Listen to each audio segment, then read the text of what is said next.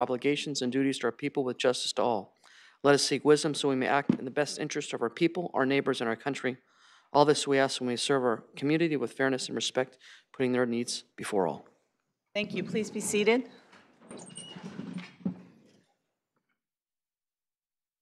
All right, City Clerk, roll call. Councilmember Mahan. Caserta. Here. O'Neill. Here. Davis. Watanabe. Kolstad. Here. And Mayor Gilmore. Here. And may I please read the AB 23 announcement that members of the Santa Clara Stadium Authority, Sports and Open Space Authority, and Housing Authority are entitled to receive $30 for each attended meeting, and the Statement of Behavioral Standards. The City of Santa Clara has adopted a code of ethics and values and behavioral standards for public meetings to promote and maintain the highest levels of conduct. This includes mutual respect, robust discussion, and allowing city business to be done in an efficient and consistent manner. Please note that as the presiding officer, the mayor's direction in matters of process and decorum should be followed, and that use of the gavel indicates all conversations must conclude and everyone in attendance should come to order and attention. Welcome, and thank you for your participation. Thank you very much for that. Next, we have the reports of action taken in closed session. City Attorney, I don't recall, do we have any reporting out?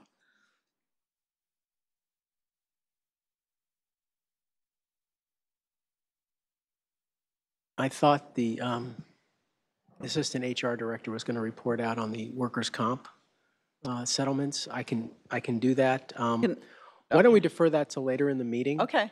And I'll do that once I have the information in front of me. You want to remind me before we adjourn today? Yes, I will. To ask about it again. Okay. Okay, thank you. Next, we have a few items of special order of business. The first item we have is a presentation by the Historic Preservation Society of Santa Clara and the Old Quad Residents Association Tour Committee on funds raised from the 2017 Historic Home Tour. I see Miss Jeannie Mahan. If you'd like to come forward, please. Good evening. Good evening, Mayor Gilmore and City Council members. Thank you for having the Historic Preservation Society on the agenda. It's an honor to be representing this group tonight. And I'm Jeannie Mahan, as you said, one of this year's co-chairs of the Historic Home Tour. I'd like, at this time, if I could, to please call on Patty Mahan, who was my co-chair, and with permission, of course, if she could put on another hat for a few moments and come down and be part of this honoring of our recipients of the home tour proceeds, as she was the co-chair of the event. Absolutely. Thank you. Councilmember Mahan.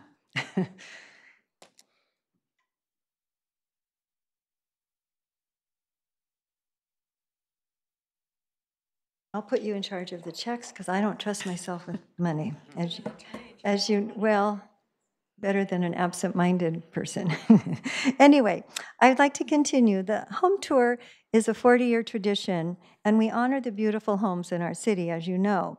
But our tour is very unique in that it showcases only historic homes, homes that have significance in our city due to architecture, important events, or important people. The home tour is sponsored by the Harris Lass Historic Preservation Society and the Old Quad Residents Association. Over the years, we have raised $70,000 for community nonprofits, ones that work with and for our city to preserve its history. We're already planning for next year's tour, the first weekend in December, the 7th and the 8th. This year, we sold 600 tickets. Last year, 535, and 3 years ago, we sold 425. So we continue to grow. And this year, we did not have one negative comment on our cards. So that was a what first. And we made $20,000, almost $5,000 more than last year.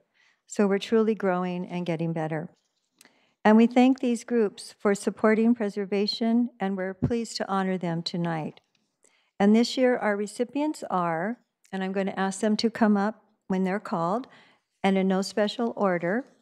We begin with Historic Preservation Society of Santa Clara, Harris Lass Museum, represented by President Bob Bird. All right, Bob. All right. And Sue Cosden, our treasurer. And they were both members of our home tour committee. So thank you, Harris Lass and Historic Preservation. Secondly, we honor the Old Quad Residents Association, another sponsor of our event, and we are represented tonight by Old Quad Board Member and Secretary Janet Stevenson, also a member of our committee. Thank you, Janet and Old Quad. Third, we have the Santa Clara Senior Center Health and Wellness Program, represented by Mallory Van Kugelen, Geriatric Care Manager, Health and Wellness Coordinator for the Senior Center, and Jennifer Erb, is she here? Jennifer, please come up. And she's, okay. Jennifer's the Recreation Supervisor at the center. Thank you both. Next, we have the Santa Clara Mission City Library Renovation Project, represented by Tracy Wingrove.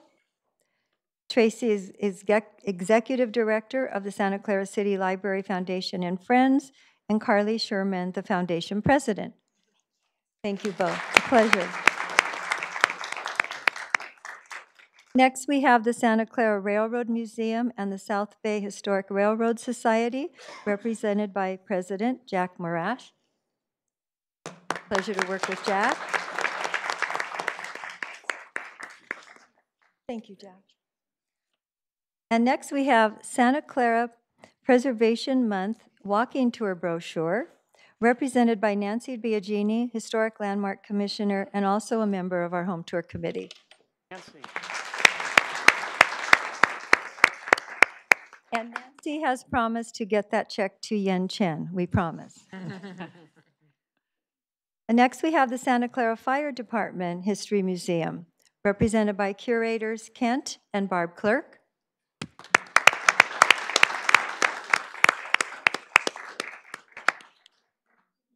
Thank you. You have a beautiful museum.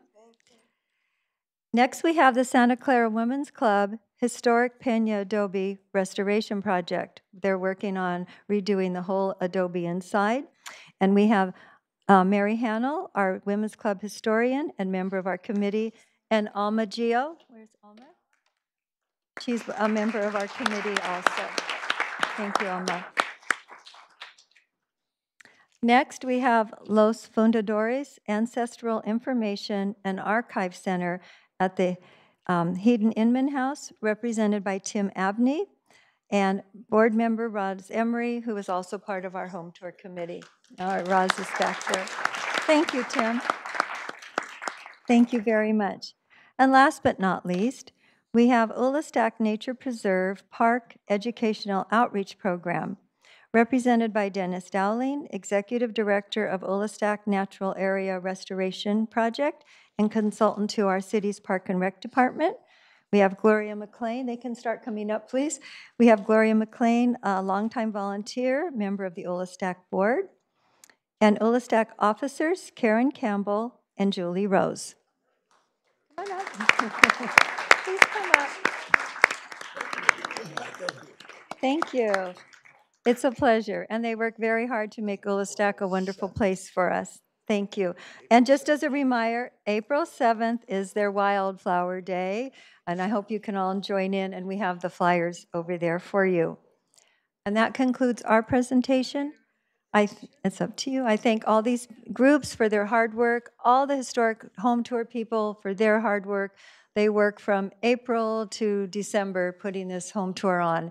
And it's a labor of love, but it's a lot of work. And I thank the council for their time this evening and sharing in our ceremony. Thank you. And thank you. Thank you. Would they like to come up for a picture? Councilmember Mahan and Jeannie Mahan, thank you so much for all the hard work that your group put together. The home tour is really exciting. It's a must-see tour every year, and you're right, it's getting better and better, every year. Thank you. More exciting. We're hoping at some point we'll be able to put the Morris Mansion on tour. Yes, absolutely. In a couple of years when the leases expire, and we have the authority to do that, because I think that'll really sell tickets for you. So I do want to say one quick thing. That yes. It's been a pleasure to partner with Santa Clara University over the last 2 years, and this year they had the observatory on. And next year, one of the projects near and dear to my heart, we hope to have them, they want to share with us the larder house. So Oh, that would be that'll be wonderful. wonderful too. So But hope we thank see you to your everyone whole next group for December. all the hard work. you. And are we going to do a picture, Patty? Okay. Please come on up. I mean, we'll just, everybody, you're all part of this. How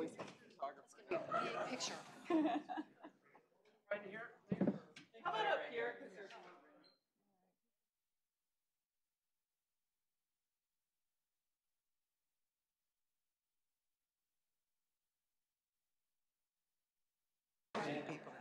I know, they'll do it. They'll do it.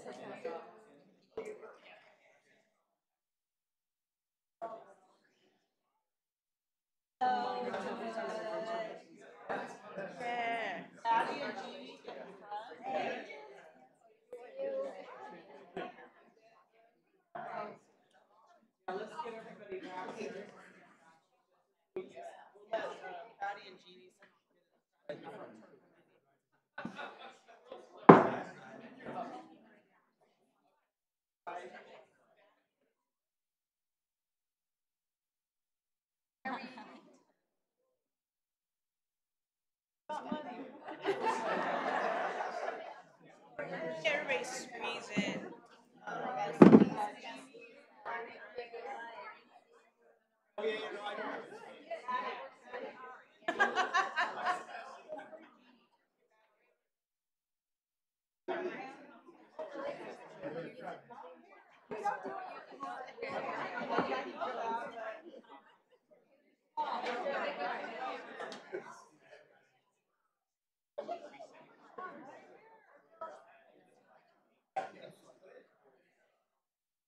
Okay, ready.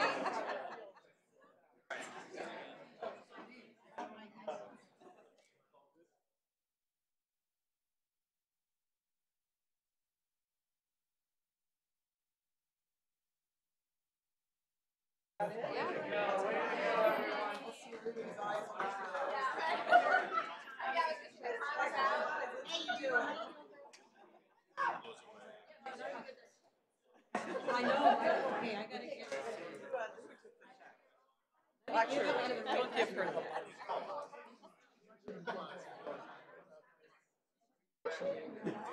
Keep it in the family, exactly.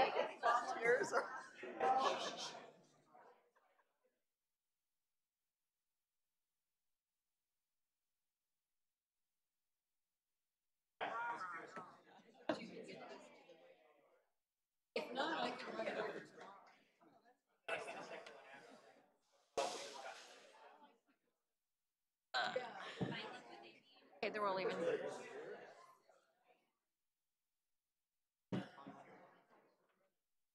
Wait 1 minute. Okay, right, I'll do it right after special order of business. Are we supposed to make a recommendation to approve this stuff, or in the recommendation it says for the, on the second page, where it says recommendation, because it's city donation? And there was nothing on the motion, so. Ask Deanna. I need to come back. So for that particular item, I believe there's a recommendation to accept the donations that come at least to the city organizations. Correct. She said correct. Second.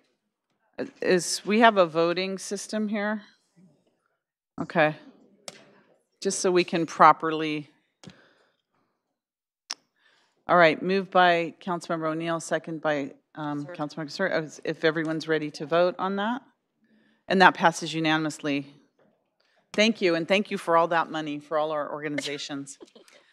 All right, our next special order of business is the Cultural Commission presentation of upcoming events in April and May 2018, and I see we have the Chair of the Cultural Commission, Loretta Beavers. Welcome, Loretta. Tell us what's happening. Good evening, Council. Good evening, Mayor. Good evening there, and everyone at home. Yeah.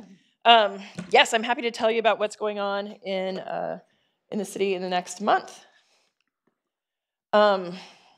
Basic stuff, you can follow us on Facebook at Cultural Commission. We do all sorts of events through the year, concerts in the park, Friday Night Live, various commemorative months, art in public places, mixers, and more. And please, if you want to volunteer and help out, join as a friend of the Cultural Commission. There's a place on the website. More basic info, you've got the list of the commissioners, including myself as chair, our staff liaison, Christine Young. And April is Jazz Appreciation Month and National Poetry Month. And to that event, we are having the Charged Particles for our Friday Night Live event on April 13th at 7:30 at the Triton Museum. It is a free event. These are a very hot, popular jazz band in the Bay Area and all over. And they will have all sorts of fun and exciting things. It's all ages. Everyone is most welcome to come. We also have coming up the sculpture exhibition. It should open, it'll open April 9th, and it'll run through June 15th. We have 28 semi-finalists that will be on display both here in City Hall and in the library, various places, both first and second floor for the Central Park Library. 1/3 of the entries are directly on theme, including things like LEDs, yellow wire, and glow-in-the-dark phosphorescent materials. 4 of the artists have Burning Man in their CVs, so if you've heard anything about that fun and crazy art festival, then you know that there's going to be some fun and crazy pieces in this exhibition.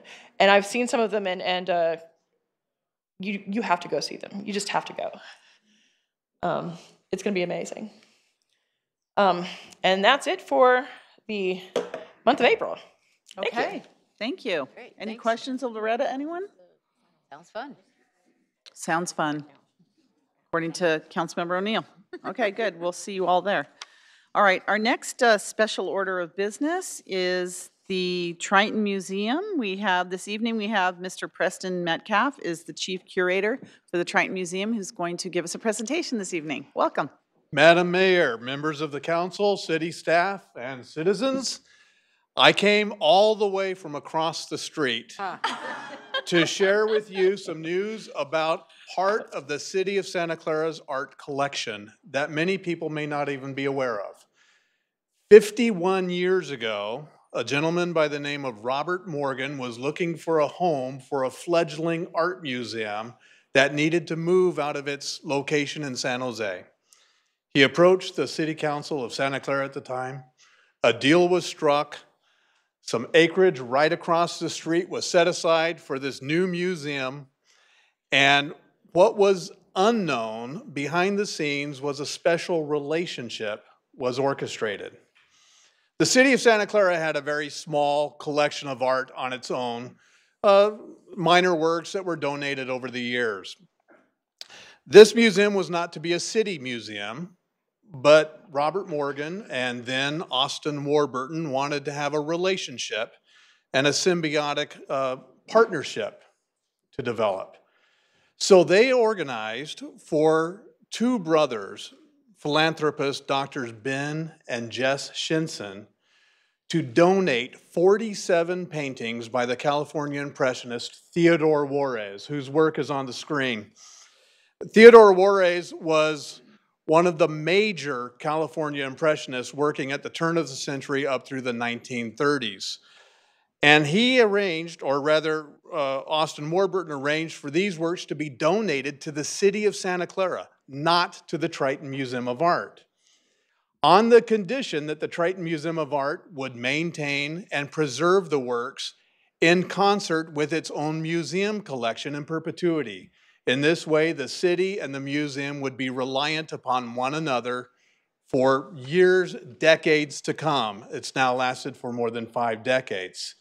And the support that the Triton Museum receives from the city of Santa Clara is in part because of that arrangement, which, by the way, became a prototype for civic nonprofit arts arrangements throughout the country, even in New York with a very famous PS1 contemporary site. So this was an unusual arrangement, but it's worked very well for us. The city has a museum, which is a stellar institution, and I hope everybody's been there. And we have an incredible collection which grew up around the Theodore Juarez paintings. This past year, the Triton Museum of Art received a major grant to have the 26 California paintings from this selection.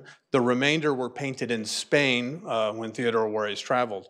The California paintings were completely restored with monies we received from a grant from the Farrington Historical Foundation. They look like new. They just jump off the canvas. And we are organizing an exhibition to take place May 19th through July 29th. This exhibition will showcase all 26 of the paintings that Theodore Juarez did in California. And this is, by the way, one of, if not the largest holdings of this artist's works in the country. They include scenes from California, Santa Clara Valley, marking the agricultural history of the valley. We have paintings of the San Francisco sand dunes when such a thing was still in existence. And he painted in Yosemite at the very time that Yosemite was just becoming a major national tourist destination. All of these works will be on view. They're like new, and they are yours. They're all of ours. There will be a reception that will take place on May 18th from 6 to 8 p.m. We hope that everybody can join us for this. We are just now trying to organize a statewide tour of these paintings so that more people can see them throughout the state. This will bring some more attention to the museum. In addition, we also received funding to publish an academic brochure in concert with the exhibition, which will accompany the show. So there we have it, scenes of Santa Clara Valley back when there were still orchards to run through. And we hope that everybody can join us. And most of all, I need to close by saying thank you. The relationship between the City of Santa Clara and the Triton Museum of Art was made possible because of this unique arrangement. In the last 2 years, our museum collection has grown. We were granted the entire collection of the Ray Ashley estate, who collected every major artist in Santa Clara Valley over the last 35 years. It's the largest holding of Santa Clara Valley artists anywhere, and they all came to us, more than 1,000 works. We have just been, we have an exhibition on view now of works by the noted abstract expressionist David Einstein, who is a great grandnephew of Albert, although he's quite well known in his own right. And he has just named us as the ultimate repository for his entire body of work. These two additions to our collection, in addition to the Theodore Juarez paintings, has now turned the Triton Museum from our own little across the street, nice museum to go to, into a national lending institution. This could not have happened without 5 decades of support from the City of Santa Clara. And for that, we thank you, and we hope you'll join us for the upcoming show and reception. Thank you. Thank you so much. And thank you also for opening your museum to a lot of community events that we have there, and also for exhibiting even lesser known artists that are very interesting for the community. And we love having it across the street, and we love being a part of it. So thank you for everything that you do for the community and for us and the city as a whole. Thank you all. Anyone else? Oh, Councilmember Mahan. Yes, I did want to. Vice Mayor Watanabe. Yeah, I did want to thank you for that wonderful, it wasn't even a summary, it was quite a very long and interesting history of the Triton Museum leading up to this Theodore Juarez exhibition. And I thank you for that, and I hope that in some manner that's can be made available to the public or posted online or something, because it was so interesting to read it. And you recounted the whole history of the museum, which is quite interesting. And I have to say, I've never considered the Triton as just the museum across the street. I've always considered it really a world-class museum. You get some fabulous exhibits from a lot of different places, and they're always very interesting. They're always so well installed. It's just a joy to go over there and wander around. And whenever I have out-of-town guests, that is one of the highlights of their visit, because I will always bring them there. So thank you, Preston, for all your hard work, and I will certainly go to this opening because Theodore Warris is a major artist, and his work is just fantastic. We used to have some hanging in City Hall, but it'll be good to see him again. Thank you. It's been a wonderful 50-year history, as you read in the summary that I gave you, and we will make that publicly available. Thank you. Thank you. Vice Mayor Watanabe? Don't leave yet. I'm here. I've got all night. Stay for your accolades. No, I just wanted to contribute, just in addition to what else has been said, and that the success of the Triton would not be possible except for the wonderful, curator duties that you perform over there and the wonderful staff that you have there. And I'm not just saying that because I know how much you all put into it, Jill and Carmen and everybody. They just do a wonderful job. Not just, with the art here. This is wonderful. Looking at these paintings, it looks like you're looking out the window and, it just looks so real. But just everything else that you provide, for the community, for the students, and to get them excited about art as well. We're just so lucky to have this jewel in our backyard. So thank you for all you do, Preston. Thank you. Thank you. Okay, you can go now. Thanks. All right, next we have a proclamation of the Red Cross Month. As a special order of business this evening, we have a representative from the American Red Cross Silicon Valley chapter, Mr. Jim Yoke, will be giving a presentation on the American Red Cross and his chapter's work in the community. Welcome, sir. Thank you very much. I appreciate it. Mayor, City Council. Every year, March is Red Cross Month. And so all across the United States of America right now, people from the Red Cross are reaching out to their local jurisdictions to recognize March as Red Cross Month. And this year I wanted to take an opportunity to briefly talk about what we've been doing here in our area, the Silicon Valley chapter of the American Red Cross, and also talk very briefly about some things that we have coming up. So let's see if I can make this work. Oh, good. So, briefly, the mission of the American Red Cross, I think, is pretty well known. The American Red Cross prevents and alleviates human suffering in the face of emergencies by mobilizing the power of volunteers and the generosity of donors. And without volunteers and the generosity of donors, we wouldn't exist. It's donors that help provide the resources to make it go, and it's the volunteers that actually do the work. There are actually very few people who are employed by the American Red Cross. It's almost all volunteers. Now, when you think about the Red Cross in general, disaster services are something that come to mind very quickly and easily. People have heard about that a lot, especially when you have large disasters happening like wildfires here in the west, hurricanes in the south, places like that. But there are other parts of what the Red Cross does that I don't think people are as aware of. And so that's something I wanted to take an opportunity to talk about because there's a lot more to the Red Cross than just disaster services. We deal with blood in a very big way. A lot of the blood supply in the United States goes through the American Red Cross. When we think about preparedness, health and safety services, first aid, CPR, things like that, that's something the Red Cross has been doing for years and years. A lot of people are completely unaware of international services, though, when it comes to the Geneva Conventions and the enforcement of those, and when it comes to providing assistance to people around the world, whether it's things like fighting malaria in Africa or other types of health issues around the world. It's something that the Red Cross, the American Red Cross and the International Red Cross are very involved with. And then lastly, a lot of people are completely unaware that we provide a lot of services for people who are in the military here in the United States. When there's an incident at home here in the United States, and it affects somebody who's stationed overseas.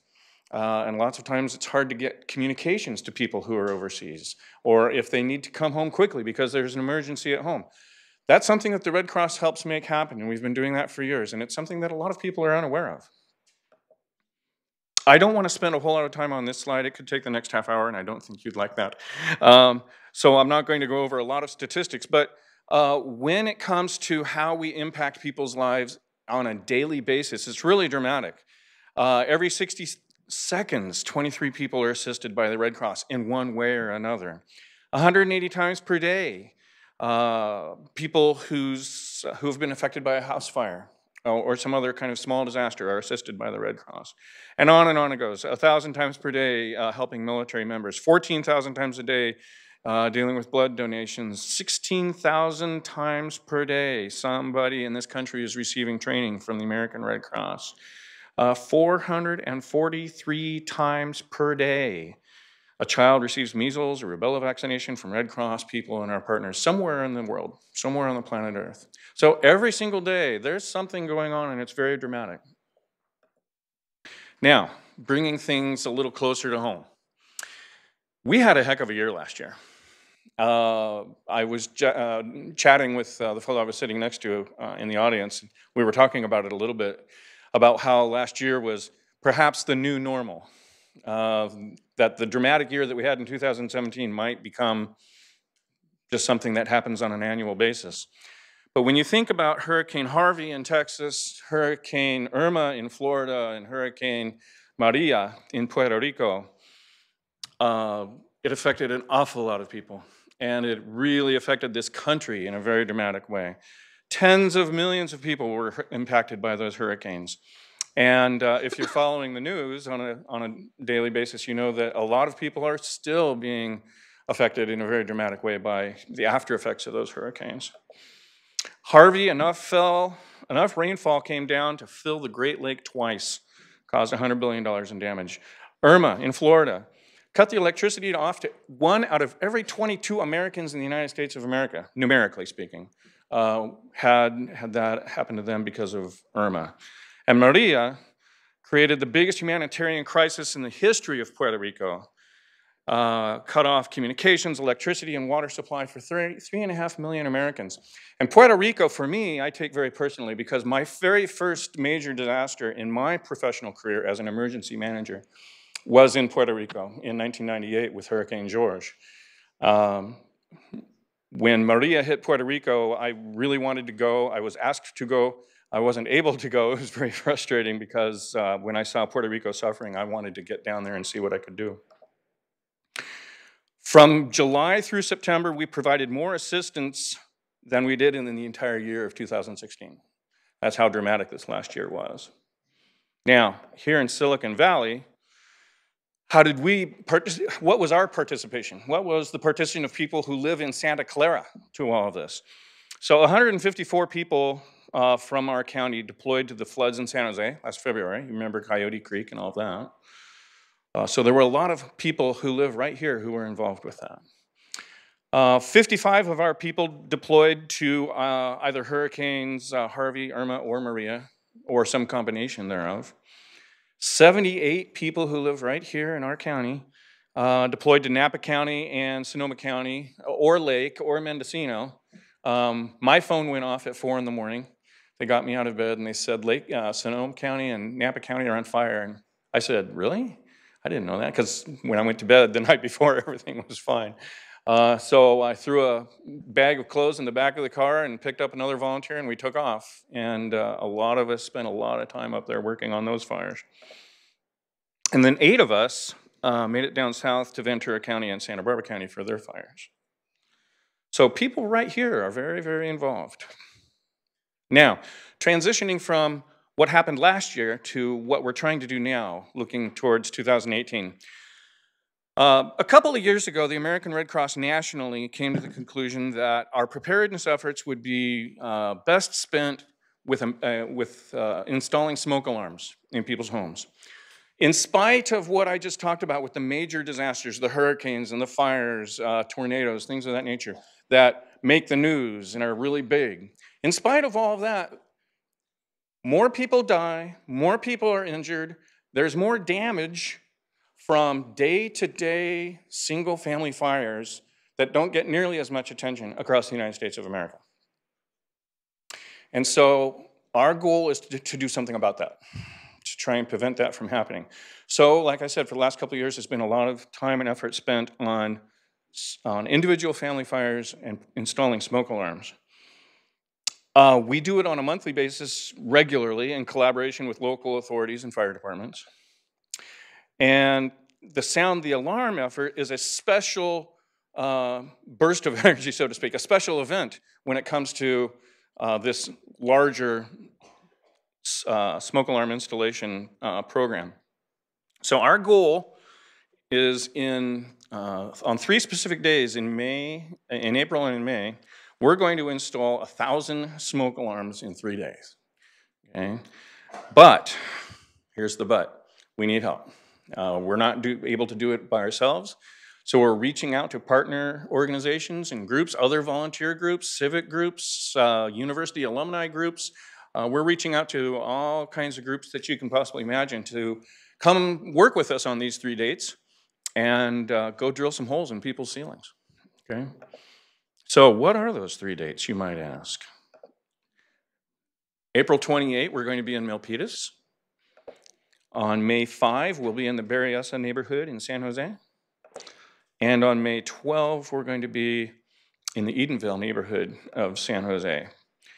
And the way people can get more information to participate with this is to go to www.soundthealarm.org/NorCalCoastal. Personally, I've been my role in the Sound the Alarm effort is to do a lot of recruiting, and so I've been talking to the University of California, very different campuses and their alumni associations, Stanford University, community colleges, Rotary, Kiwanis, all those sorts of groups, and people can come out and wear their own attire and celebrate that their group is participating, and it's going to be something where we're going to save some lives. And that's all I have for you. So thank you very much for the time. Thank you. And if Santa Clara residents would like smoke alarms in their house, is there a place to sign up if you need a smoke alarm in your house? Yes, you can contact on the other side of that equation, not just the volunteers, but the recipients. Yes, we can contact the local chapter of the Red Cross, 408-577-1000. And we'll see what we can do. And if you want to volunteer? Same thing. So maybe we can get information to post on our city website for both recipients and volunteers. Yes. For this. Yes. Okay. Great. I have... Okay, so thank you so much for the presentation. We appreciate it. So in honor of Red Cross Month, we'd like to present you with the Red Cross Month proclamation to the Silicon Valley chapter of the American Red Cross. So if you wouldn't mind joining us up here for the picture, and I could ask the council members to please join me down here so that we may take a photo and present you with this proclamation.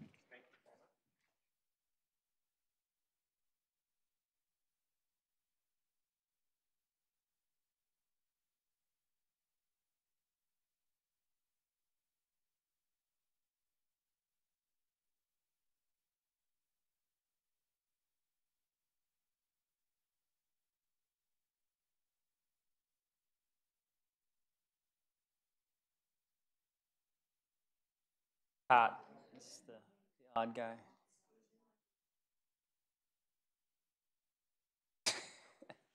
Perfect. 1, 2.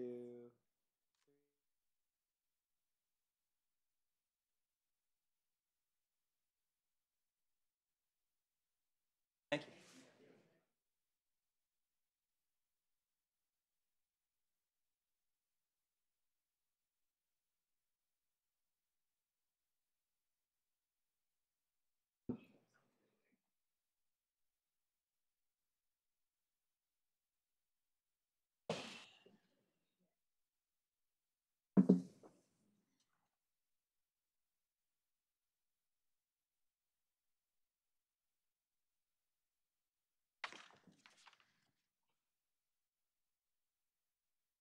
Okay, thank you for that. And our next special order of business is a proclamation of Women's History Month.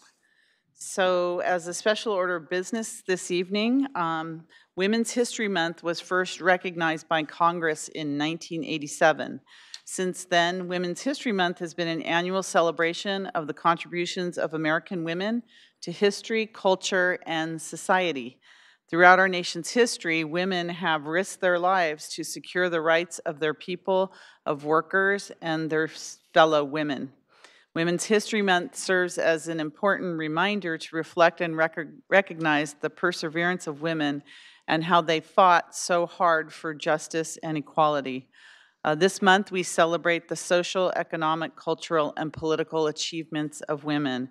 So in honor of Women's History Month, the City of Santa Clara is proclaiming the month of March as Women's History Month.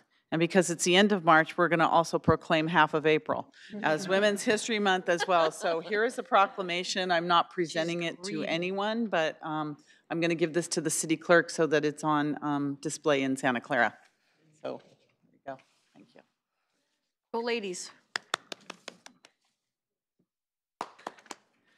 Okay, so next, if we can move backwards a little bit, we have reports of action in taken in closed session. City Attorney?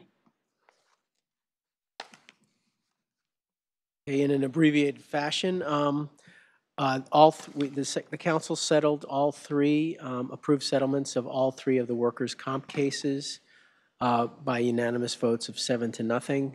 In the case of Todd Siegfried, the council approved a total settlement amount of $85,000. In the case of Terry Ryan, the council approved a settlement in the total amount of $125,000. And in the case of David Tanqueray, the council approved a settlement in the amount of $70,000, except that the city would continue to be liable for future medical care. And that's a summary of the three cases that were settled in closed session. Okay. Thank you. Thank you. Next item we have on the agenda is the consent calendar. The consent calendar, all items are approved with one motion unless there's any member of the council or public that would like to pull an item. And I see Councilmember Teresa O'Neill. Do you have an item you'd like to pull? Yes, I had a couple of questions I wanted to ask about item 2K, the Convention Center and Visitors Bureau. So I'd like to pull that item. Item 2K. All right, that item is pulled. Is there any other items? Any other, Councilmember Dominic Caserta? I just wanted to make a motion to approve the rest of the consent calendar. All right. Excuse me, I had one that I wanted to pull. Oh, yes, Didn't okay, I? so, no, she did register now, I'm just going down the line. Vice Mayor Watanabe? Thank you. I wanted to pull item 2F, please. 2F? Okay, so there's a motion, was there a second on the motion? Second. Okay, there's a motion and a second on the floor. Yes, any member of the public wanting to pull an item? I'd like to pull item 2C, please. Okay. Any other member of the public? Okay, so there's a motion and a second to approve the balance of the consent calendar, noting that items 2C, 2F, and 2K are pulled for discussion. We could have a vote on that motion, and that passes unanimously.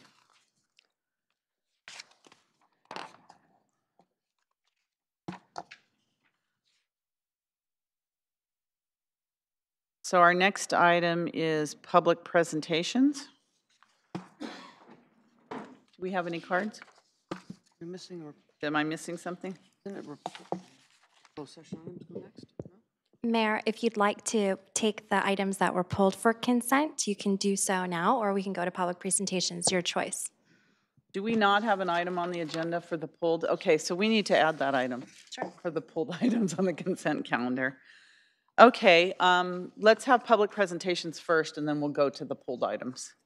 Are there any members of the public There are. You should. would like to speak? Yep. Oh, view speakers. Thank you. The first member of the public I have is Ken Kim. If you'd like to come forward, please. And then Kurt Vartan after that. Good evening. Good evening, Madam Mayor and members of council. Some of you I met at the Chamber of Commerce, and I'm here first time in about 15 years. I was here about 15 years back. I am founder of Korean American Chamber of Commerce, a 40-year organization. I was away from it, but somehow it was about to die away, so I had to come back to revive. Being an old man, it's just too much of a task. Tonight, I'd like to talk to you. It was done again about 15 years ago. There's a Korean commerce on El Camino corridor. There's about like 200 of them. I brought the directory. It's not all of them on El Camino, but some of them in San Jose and etc.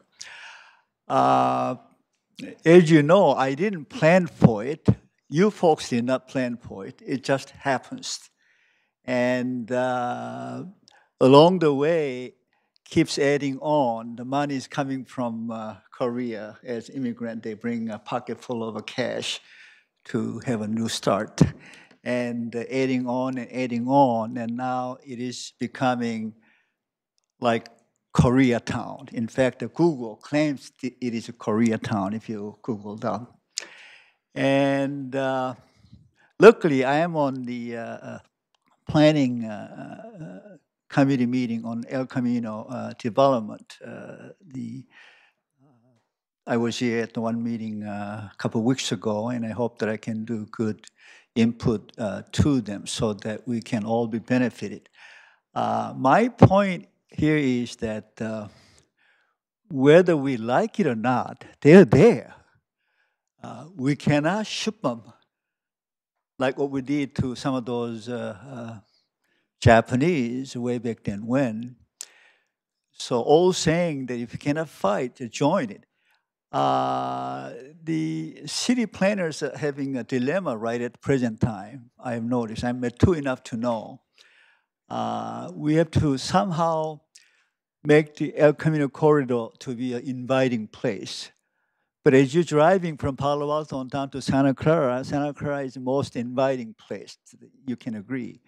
And but some way that we can unify section by section, where the Korean restaurant in particular is concentrated, like Korean Corner or Korean Plaza, whatever. That may be one suggestion that I'd like to make it to you here tonight.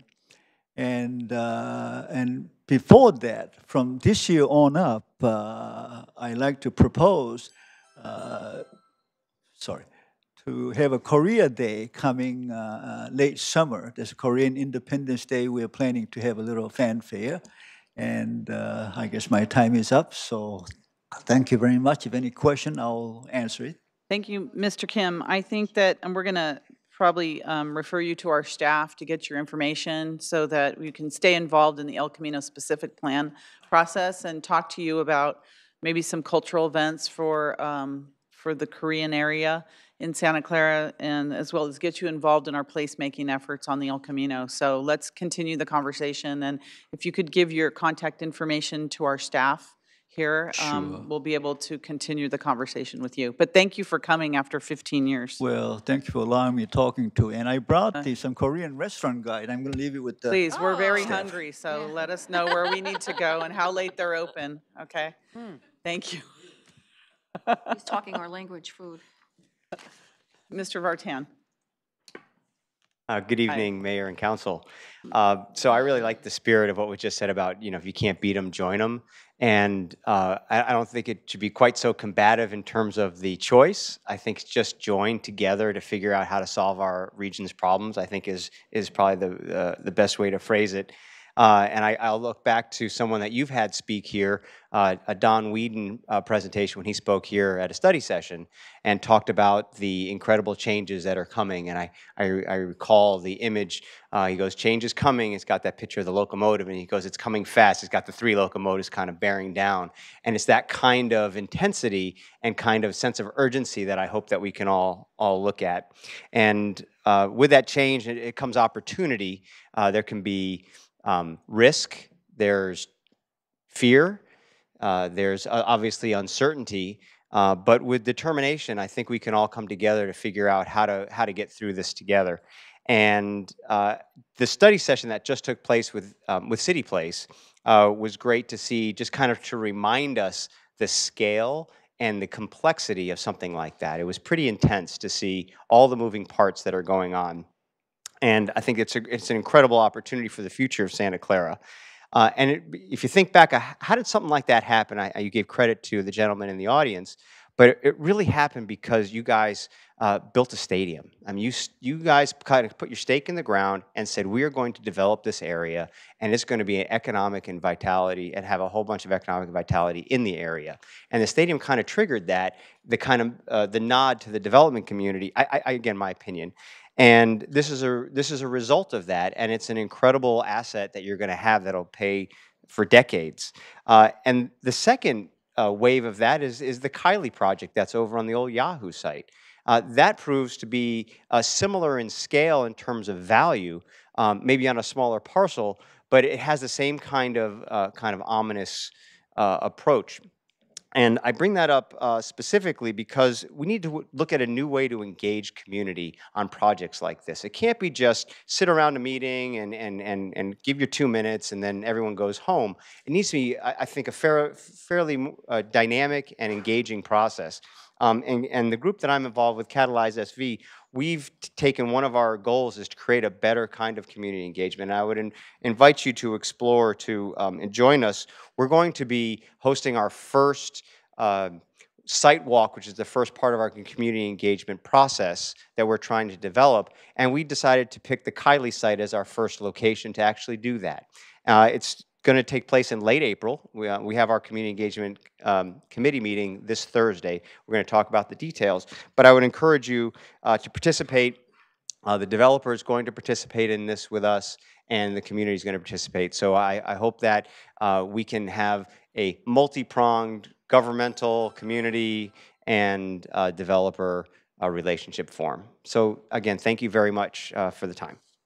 Thank you, and thank you for that information about Catalyze SV. We'd probably have to check with our city attorney in terms of a development project that is before us. I mean, how involved we can get in community engagements. That's not to answer right now, just something to think about for us for the future in terms of that, since there's an application already in. But thank you, Kurt, for that. The next I have Mr. Stephen Hazel. You're up. And after that, Anna Vargas Smith.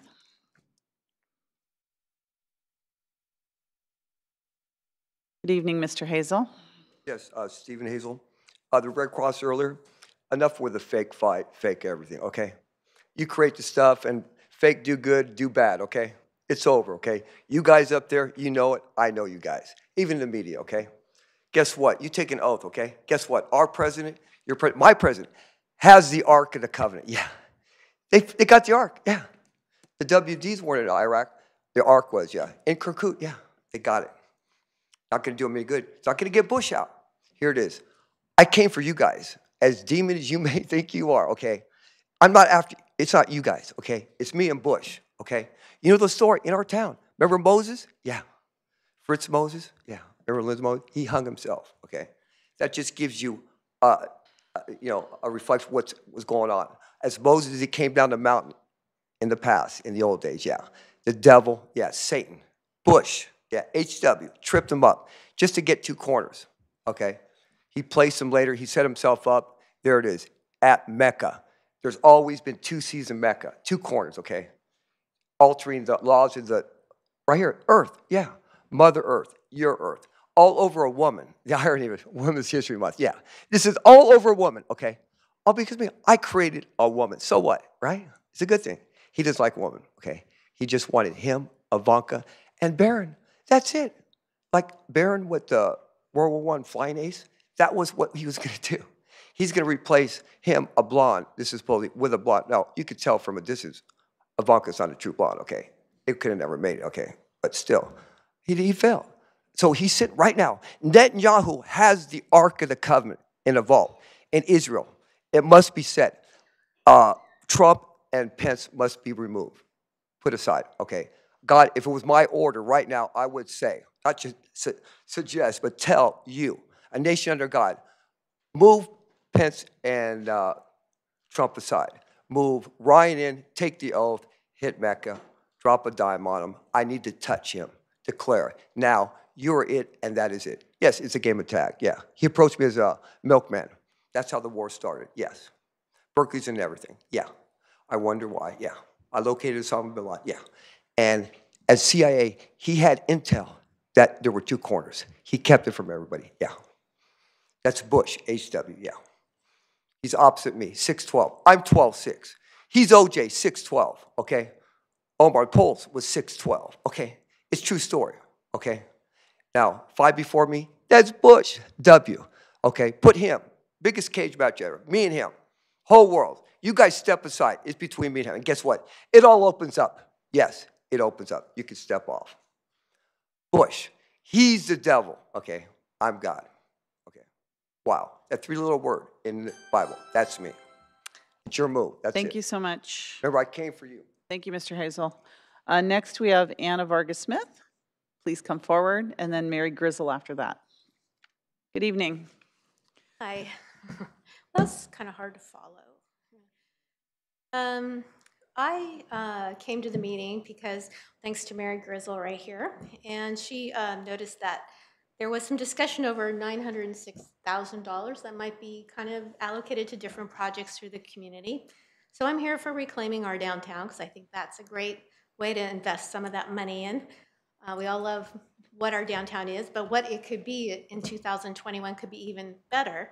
So I know there are some needs for infrastructure, like Franklin Street needs to be reopened thanks to Santa Clara University and how they created that beautiful art pedestrian walkway. That's going to lead very well into the rest of our Franklin Street, straight to the Carmelites if possible. But another area too, Washington Street could use some little infrastructure improvements, just basically open those roads up and bring it back to where it was so that we're ready to go when we're ready to rebuild the downtown.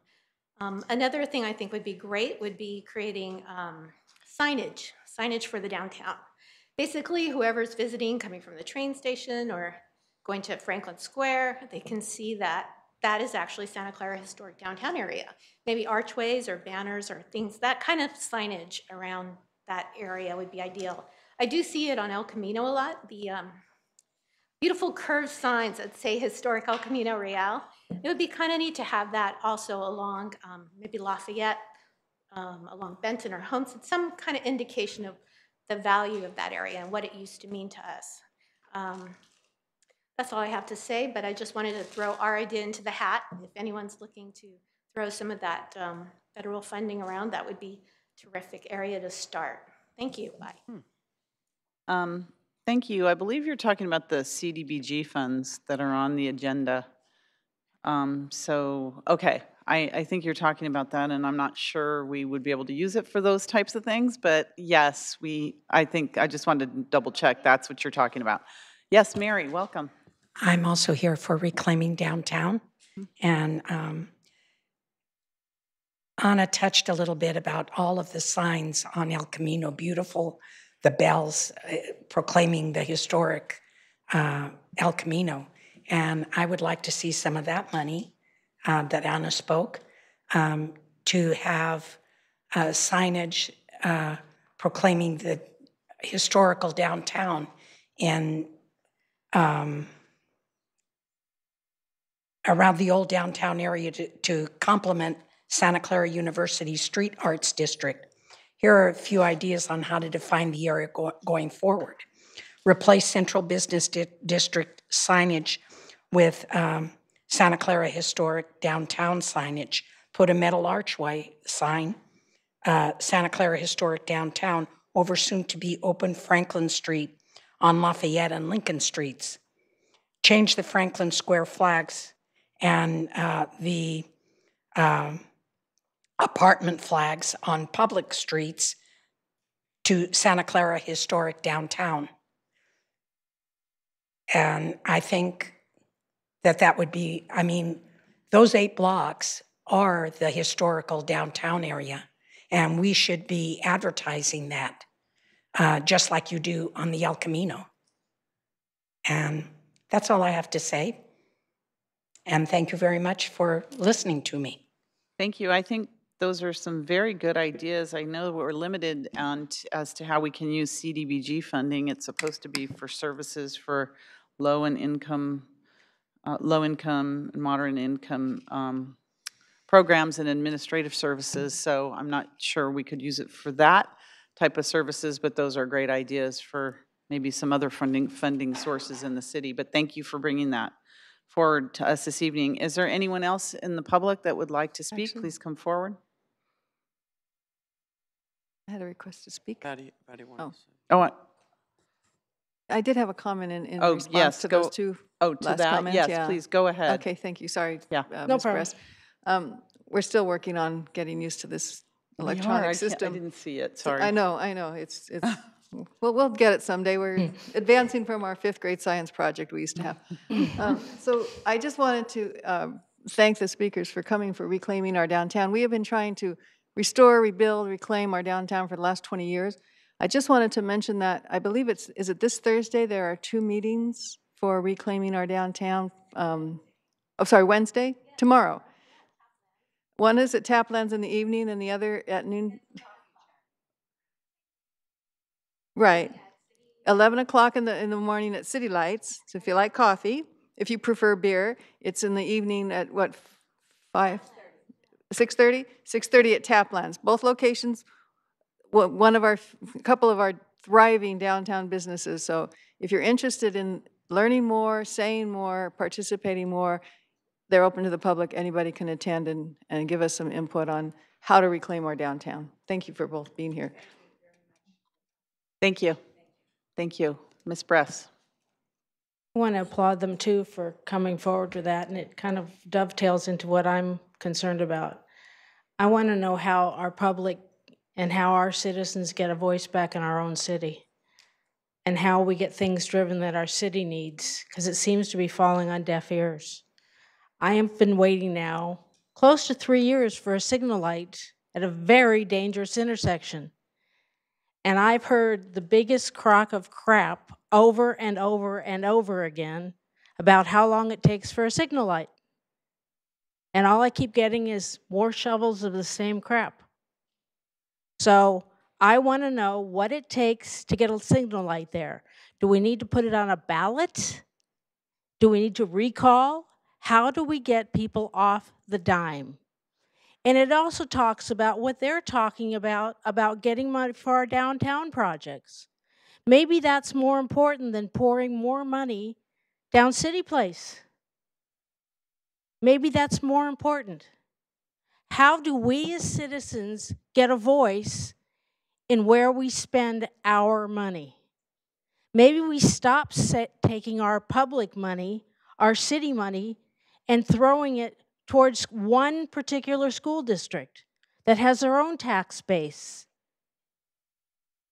How do we get control of our money as citizens? What do? Recall everybody? Do we fire the new city manager? Fire the COO? We've got them hiring people without ever advertising positions. I'm worried. I feel like we're going down the same rat hole we were down before. Not getting answers. I'm not getting answers. I thought our council was going to get us answers. I've asked for a meeting with Lisa now over 3 weeks. Yes, I have, Lisa. I can show you the email. It's easy to ignore. I don't go away easy. If you have nothing to hide, you hide nothing. What in the hell are you hiding? Why can't you answer the questions? What are you afraid of? The truth? Why do we keep spending money that belongs to our citizens without answering our citizens' questions? We want our downtown back. We want action taken. We want questions answered. How do we get that to happen? We have an election coming. Maybe we're going to have to choose between arsenic and hemlock. I don't know which we're going to choose. But we're going to have to make some tough choices. Thank you. Thank you. City Manager, could we have another report on that stoplight on Prune Ridge and Cronin? It comes up every week, and I know it's in process, but I know the presenter does not like the answers, but it is in process. We've so been putting updates regularly in the I know city it's manager's regularly blog. online. And I also just want to say for the record, we are bringing forward an item relative to the downtown in May. That's fine. Most of us, a lot of us up here can't talk about it or vote on it That's, because we have a that's fine. conflict of interest, so. I understand that. I'm just Right. putting it out there for purposes. It will appear on the TMAC over the next couple of weeks. Could we get an update on that signal light? Is that possible to get that? I know we keep putting it online, but if we have to talk about it every week, can we talk about where we are in the process with that? Do you want a verbal update now? Yes, just a or- verbal. Okay. Thank I'm you. going to invite Manuel up, who's been authoring the updates. Thank you so much. Good evening. Good evening, Mayor, members of the council. Manuel Pineda, Assistant City Manager. Yeah, we have been providing updates on the blog as part of the signal to be able to answer those questions. We're currently at, I believe, 75% design, and what that means is when you're doing design plans, you take different levels of design, moving towards 100% design of the project. We received those plans, I believe, last month. We will finalizing that package. We're looking at putting the project out to bid in the next couple of months and have it scheduled to finalize construction by October of this year. So that's the current schedule. If anything changes, if, looking at the bids, kind of when the bid packages go out, sometimes based on the equipment needs, we'll keep providing updates as needed, but we are at 75% design, project's proceeding, and we have it scheduled for completion October of this year. Thank you. You might want to keep the report handy so we can give it every week if we have to. All right, any other public presentations? All right, seeing none, then we'll now go to the consent items that were pulled.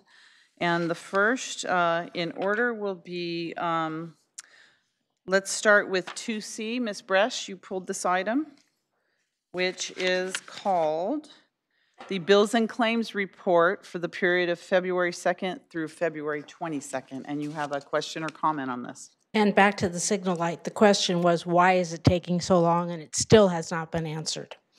On bills and claims, I have brought it up over and over again, and it has not been fixed. There are several things on the bills and claims that are related to the stadium. There are no footnotes on that anywhere that says it's related to the stadium, but if you read it, it's obvious. There are no footnotes. There's nothing to say how that's going to be charged back. There's never any indication that it has been charged back, that it's ever been collected. And I'm sorry, our systems are so bad, there is no confidence whatsoever that there's follow-through, follow-up, or accountability that's being taken care of.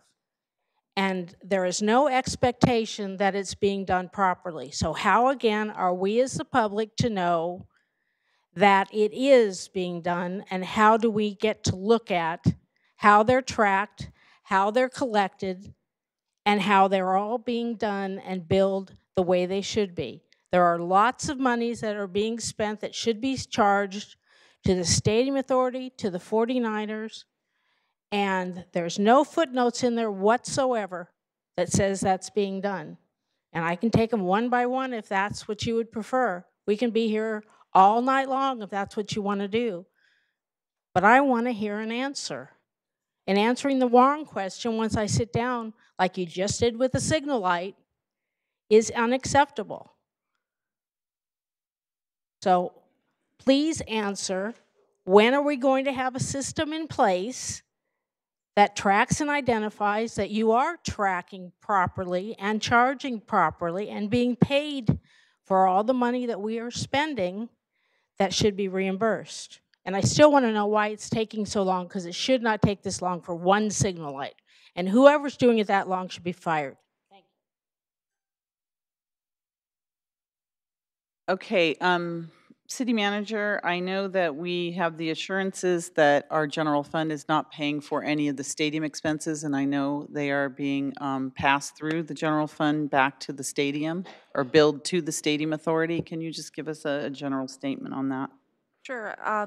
Last night we had a Stadium Authority ad hoc committee meeting where we reviewed several audit recommendations as well as management improvements on our side, and went through a thorough walk in terms of an audit program where the ad hoc committee is making a recommendation in the near future to put an auditor in place to address improvement. Okay, thank you very much. Is there a I have a motion. motion? Motion to pay the bills.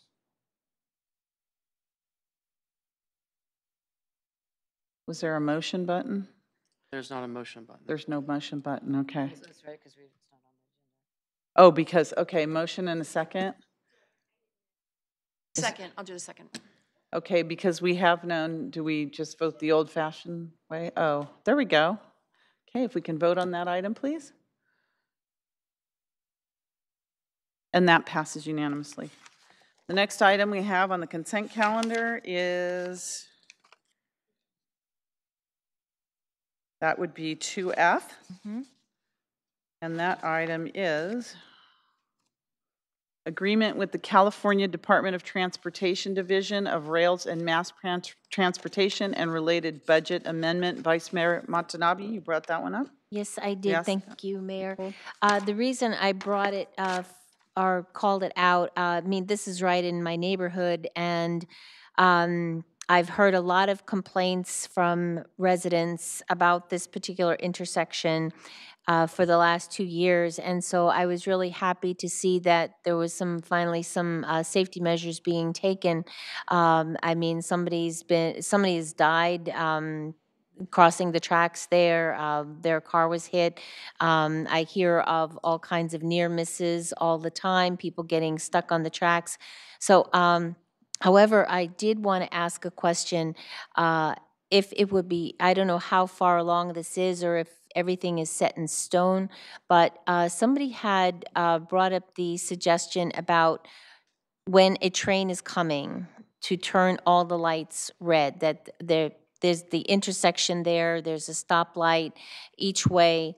If it would be possible to change the lighting system there so that when a train is coming, that the traffic coming through would the lights would automatically change, forcing the cars to stop, to not give them any idea that they could turn and just try and curtail the accidents and near misses that are continually, I hear about it at that section. So that's why I wanted to pull it out and see if that could be addressed.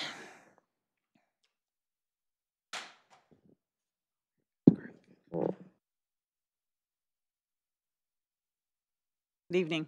Good evening, Mayor and Council. Craig Mobeck, Director of Public Works. Under the current project that's before you, that does not include doing any work with the signals and making them turn red when a train is coming. Okay. So right now, that item before you is for sidewalks, truncated domes, and improvements to striping. Also, the Union Pacific has some improvements that they're also obtaining a grant for that they're going to be installing at that area as well. Okay, and it was done, I would imagine, to make the area more safe and for crossing. I see some crosswalks are going to be put in as well, and That's correct. That was the purpose of the grant through Caltrans. okay. Okay, I just I figured while it was brought out, and I've heard, concerns from residents in the area, and like I said, there was somebody killed on the tracks there, their car got stuck, and just bring it forward and see if there was a possibility, but I appreciate the input. Thank you very much. Okay, thank you. Okay, I'll make a motion to move the item. Okay, second. Second. Is there any member of the public wanting to speak on this issue? Okay, then please vote on the motion. Oh, the old way, I'm sorry. Sorry about that. Sorry about that. And that passes unanimously. Okay, our next item we have is 2K. That's the Santa Clara Convention Center and Convention Visitors Bureau, second quarter financial status report. And Councilmember O'Neill, you pulled that item. Yes, thank you. So I just wanted to ask a couple of questions. There was some information in the report, which I thought, was a good report and everything, but that, I know in the past we've had a lot of questions about actually being able to track some of the economic impact from the convention center, and particularly with some of the other discussions that are going on and, that we can't, really address here. But so like on page 7, it talked about $406,000 of sales tax revenue from the convention center. So that seemed like a it's a very generous number, but so I was thinking from the convention center, is that like based just on catering? And there's only a couple of retail outlets in the convention center. So so I just kind of wanted to know, you know, something, you know, what is the methodology that we're using now to track this impact? Because even on that same page, it says convention center events generated an estimated 196,000 in transit occupancy tax based on an, you know, average occupancy. Because in the past, when some of the questions have been asked, there were, you know, it seemed like we didn't have a good way to directly know, like, and then on page 9, it had 15,000 room nights.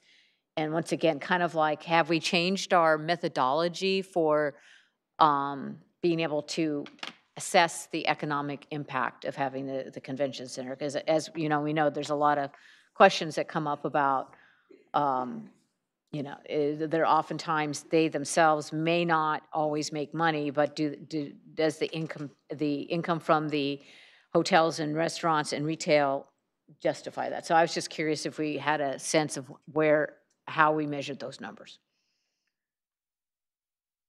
I know we asked our consultant to look at that TOT. They're going to bring that back, but, Ms. Moreno, if you'd like to come forward.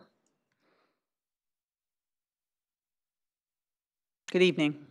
Mayor, City Council, and City staff. We do have several ways in which the Convention Center generates revenue, and the sales tax is generated through our partners, to answer your question, as it relates to catering. We also have audio-visual, so we do have those, and catering does make a significant amount of money for us. Okay. There are many different ways. There's a TOT tax, there's a TID tax as well, that is generated through hotel rooms.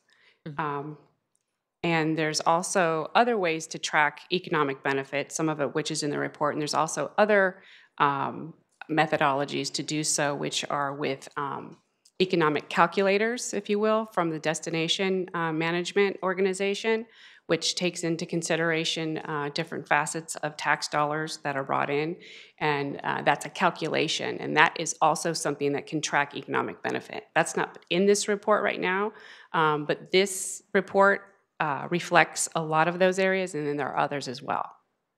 Okay, thank you. That's helpful. And so when your sales team, like when they book a convention or something, because I know like when we sometimes go on conferences for the city, they'll send us messages, book directly through us, because then we can track the rooms. Yes. So do you have that as a requirement so that, or when your clients that are booking, or are you going to have a meeting at the convention center so that you can see, so you can keep track and know that you've brought in as many, 15,000 hotel nights? Yeah, the CVB works very closely with the clients to try to not only track those, but work with the hotels on their behalf to block rooms. So they work very hard to try to get all of those rooms that are generated through the convention center bookings, as well as other business that's not necessarily in the convention center, but also goes into our hotels. So we can see the impact of hotel rooms based on individuals that are coming to the city. Okay.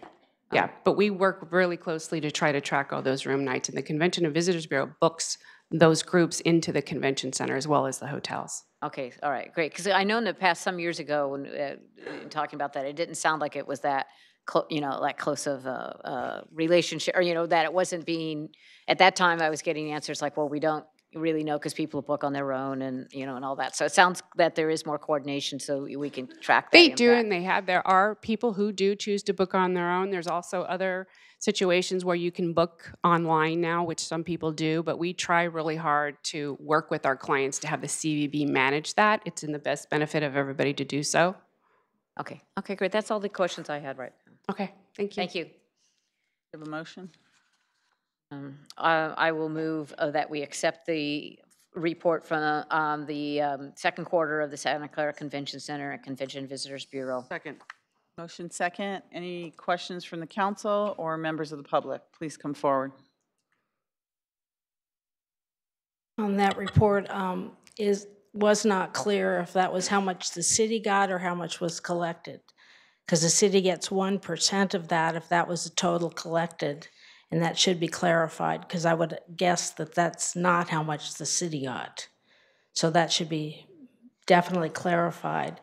And the other thing that's very much obviously missing is year-over-year bookings. So there's no way to see what we're looking at or what the bookings are for this coming year. Or I didn't see it in here anyways. Maybe it's been changed since I originally read it. But it doesn't show what the forecast is for this next year or how this year was from last year. So that's one thing I'd like to see return to this, and seeing that it's missing, I'm only guessing that it must be pretty awful if it's not in here. I hope that's a wrong assumption, but when you don't show it, it usually means it's not good, because if it was good, it would be here. So maybe Lisa can clarify that I'm reading the wrong direction and she's going to put it in, but it's not here, so it leads you to believe it's bad. But we should be clarifying how much Santa Clara is getting and how much is real versus how much is Memorex, because if you're using a formulary, that's not real. The region is not our concern. The city of Santa Clara is our concern. So I'd like to have that clarified and broken out too, how much comes to us directly. Thank you. Thank you. We can request that of the convention center. City manager, do you have a comment on that? I do. It's separate as our staff cover memo. We do put a note that the figures in the quarterly report have not been audited and they're subject to change, as well as there's a thorough fiscal impact in terms of the financials related to the convention center. Okay, thank you. All right, we have a motion and a second. Vote on that, please. And that passes unanimously. All right, the next item we have is under public hearings, general business. The first is approved miscellaneous management, Unit 9, 2017 to 19 MOU containing the 4% compensation increase in December 2017 and 4% in December 2018, and improve the same increases to the city manager's compensation as required by the employment agreement. Is there any staff report on this? There is a staff report included in your packet. You have a report related to Unit 9 MOU.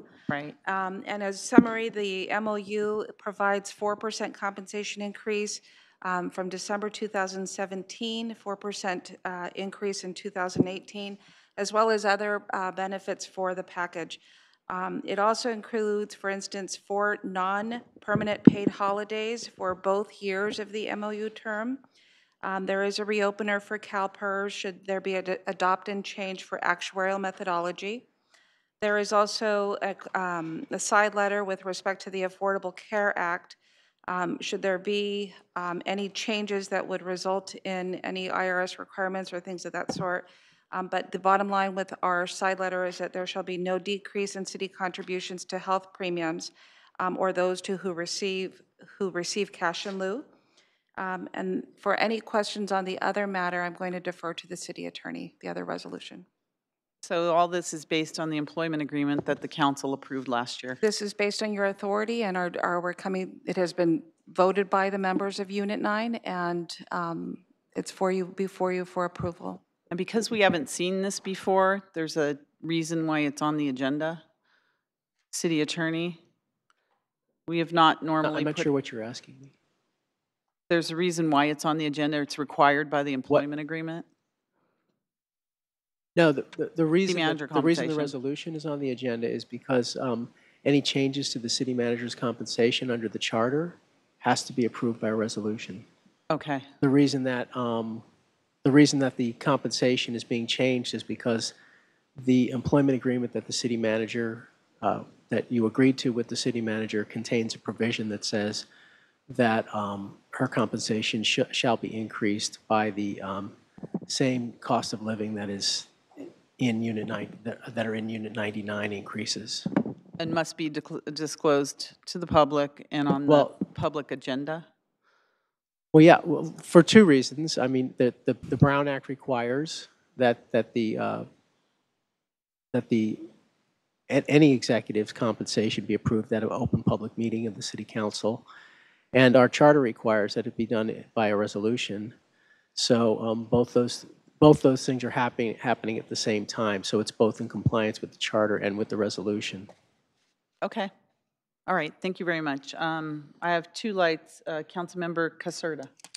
Thank you, Madam Mayor. Is anyone here from HR? No. Why is that? Our director took a personal day off. And why is there no one else here from HR since she's not here? You have a question, Councilmember Caserta? That's a question. Well, you should ask it of the city attorney or city manager. I've been You have a on this question. dais for 12 years, and I've never had a situation where I've had HR questions directed to the city attorney. So my question is, why is the, I guess, subordinate of Ms. Brown not here? We had daycare challenges. So, Mr. City Attorney, you're prepared to answer the HR questions that I'm going to have, I assume? Is there a question here? That is a question right Why there. don't you ask me the question, and I'll see if I can How answer long it. has the city manager been in her role? How long has she been in her role? That's a question. I don't know the date of her start. It was in October sometime, the beginning of October. It's a pretty standard HR question. What is a 4% raise dollar-wise for the city attorney, or for the city manager?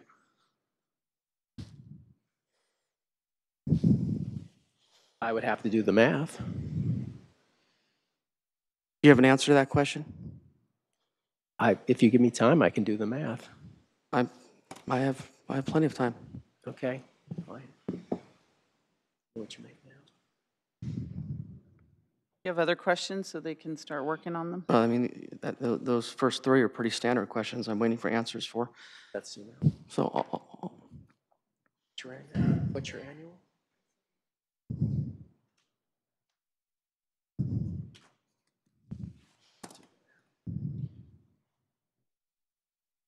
and if we have clarification on how long the new city manager's been in the position, that'd be very helpful, please. We can find out when her employment agreement was on the agenda. It was in October. You want a specific date? No, I want the answers by the person that the city manager asked me to answer, so he said October. Thank you for clarifying that, Madam Mayor.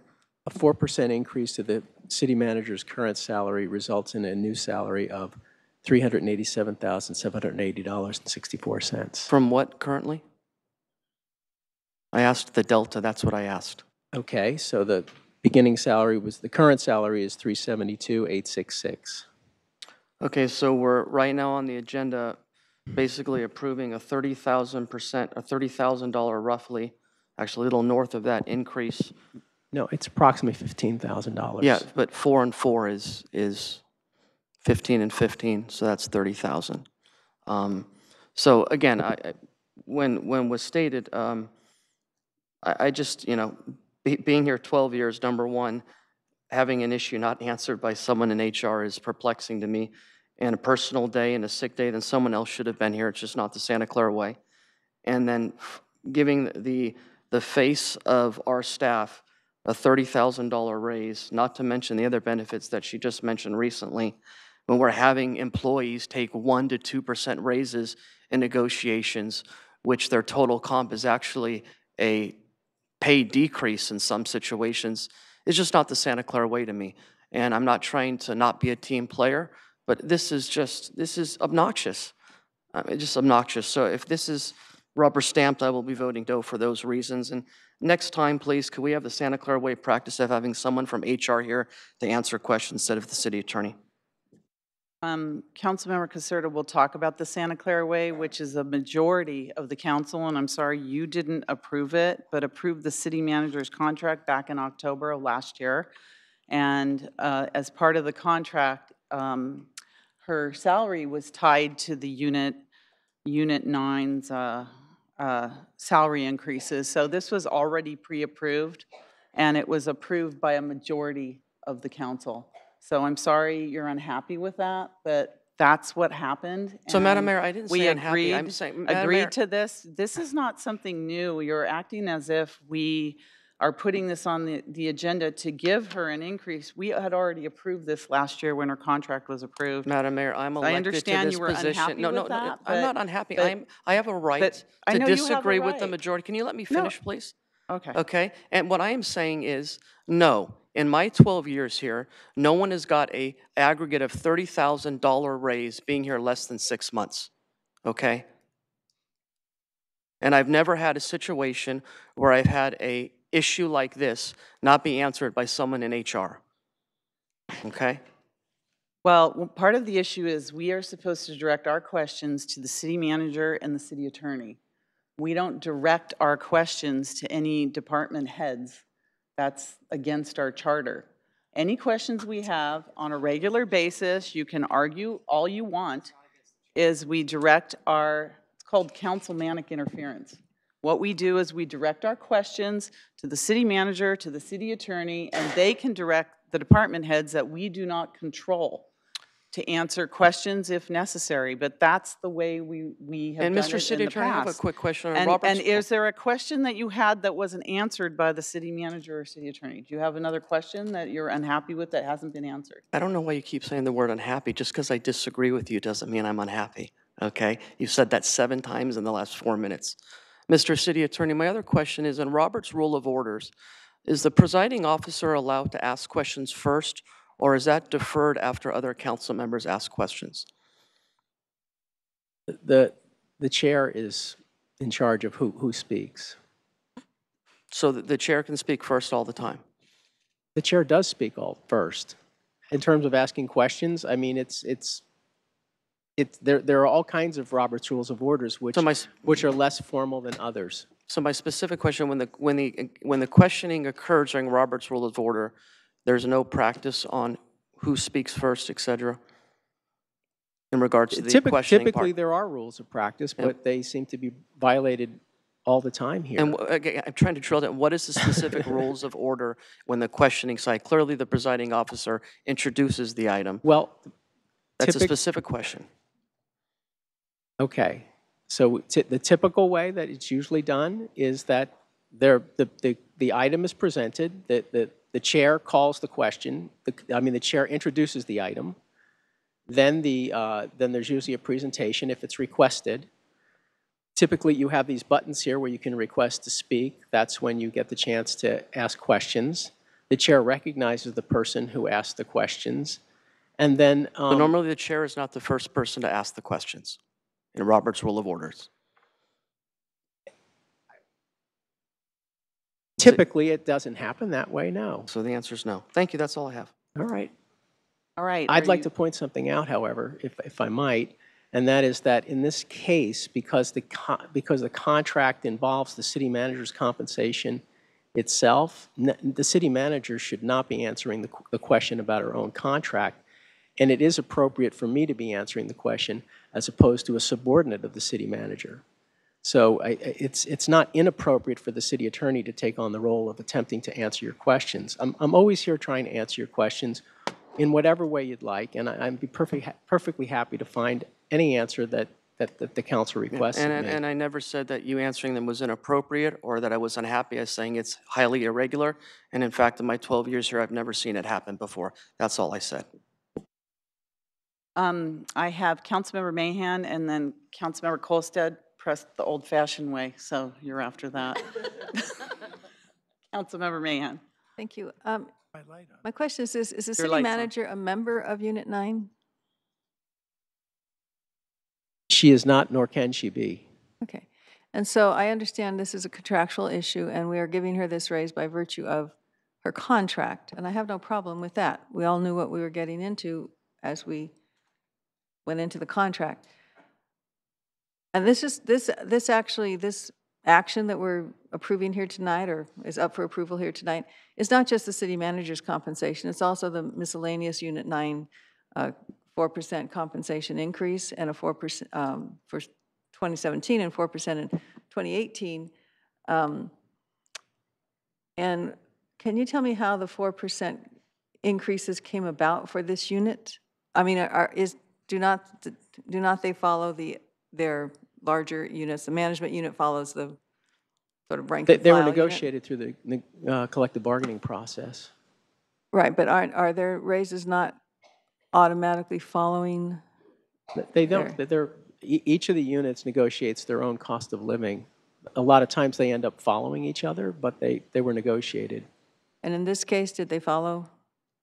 They followed some, not all. Not all of the units have the same Oh, I cost know of not all living. units, but just, Yeah. I have to say that we have this HR issue, as I say, it refers to just more than just the city manager's contract. It also refers to Unit 9, if we had questions about Unit 9. We also have an upcoming issue also related to HR. It is a little disconcerting that no one from HR is here to give us precise information that the HR director would have. So I know that's not a question, that's just a comment.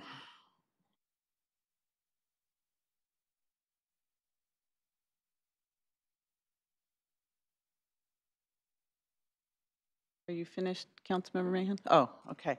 Councilmember Colstead. Thanks, Mayor. I'd like to move the staff recommendation for approval. Second. Okay, we have a motion and second. Councilmember O'Neill. Well, I was just going to do the same thing. Okay. So we have a motion second. Any discussion? Any member of the public wanting to speak on this issue? I would just like to know if the city manager was involved in the negotiation of this agreement.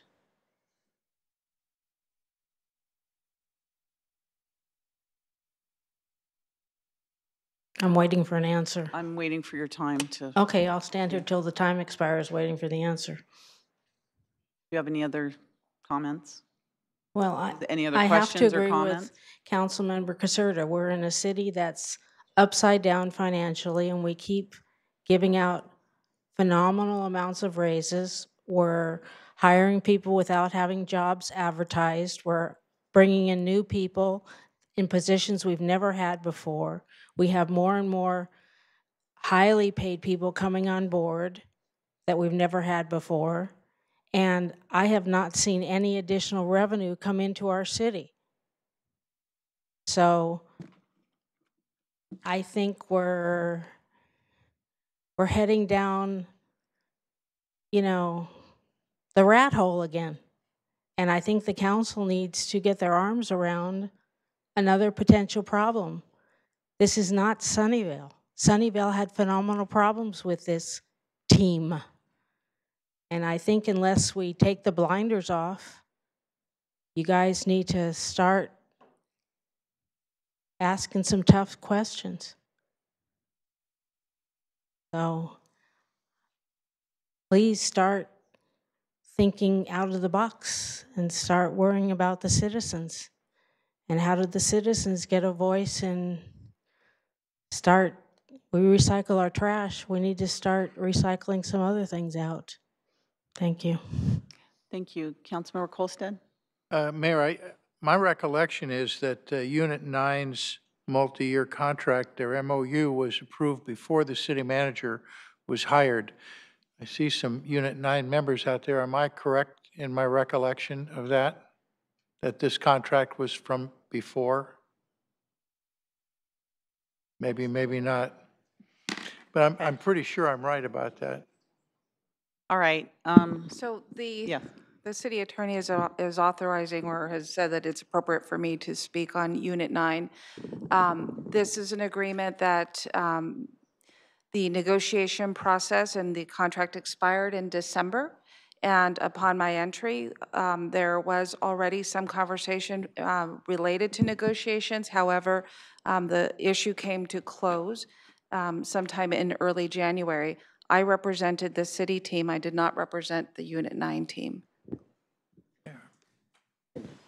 Let me add, the ultimate decision and the authorizations all came from the council. So it was not the city manager who authorized anything. The negotiation process went through at every stage of the game, the city council, and the city council provided full direction in terms of what the city manager should negotiate on the city council's behalf. Okay, thank you. Could I have we have a motion and a second on the floor. Please vote on the motion. And that passes 6-1. All right, next item we have on the agenda is the fiscal year 2018-19 annual plan for the use of federal housing and urban development funds. Talked about this in public presentations a little bit earlier. So city staff. Good evening. Hi, good evening, Mayor, Council. I'm Jonathan Veach, Housing Division Manager, and I'm also happy that we're represented tonight by our new Housing Development Officer, Eric Calleja. He comes from the city of San Jose. Welcome, Eric. Tonight we're excited to submit our preliminary recommendations for the use of our federal housing and urban development money. So as you may know, we are an entitlement city and we receive annual allocations from HUD, community development grant allocations. And I just want to highlight that all of the numbers we talk about tonight are estimates. We don't have our official HUD grant allocations. Similar to last year we received our final numbers in June, and so we anticipate a very similar timeline this year that we'll find out our final numbers around June. So we're instructed by HUD to use last year's allocations as an estimate. And so that's what we've done, and that's how we've created the budget for tonight. So the purpose of our community development block grants is to benefit low-income households, and we do that by providing affordable housing and community development services. The city holds 2 public hearings as part of our annual action plan, and tonight is one where we hear suggestions from both council and the public, and then we come back on May 8th for our final annual action plan approval. So tonight we have a lot of our public service agencies here to talk about their needs for funding as well. So our recommendation that you'll find in your agenda report is that council approves staff's preliminary funding proposal to be included in the city's annual action plan for public review. So I just wanted to highlight, it might look a little different in your agenda report. We've clarified it verbally, which is kind of adding the word preliminary because this is a draft, and then it will also go into our annual action plan for public review, probably in early April. So here's the calendar, which I briefly just touched on. We came to you in December for an amendment of our citizen participation plan. Our public service funding applications were due in early January. We met with the Citizen Advisory Committee for a public outreach on February 26th. We're here tonight for presentations from everyone, including the public service applicants, and for our draft funding proposal. And then on May 8th, we'll come back with our final annual action plan for approval. Then you won't hear from us again until September. We'll talk about our 2017 performance challenges and accomplishments. So I've provided a brief overview, basically of sources and uses of our proposed use of funding. So our sources are our community development block grant funds and our home investment partnership program funds. The first column, you'll see our estimated entitlement. So as I said, that's last year's allocation that we're carrying over to this year. We have our estimated program income, and in the final column, our total budget anticipated for the 2018-2019 fiscal year, which is roughly $1.6 million. On the bottom half of this slide, you'll see our core uses of funding. So there's 3 core uses. The first use is program administration, and so staff recommends that we allocate the maximum set aside available for program admin. And we calculate that taking 20% of our CDBG allocation and 10% of our home allocation.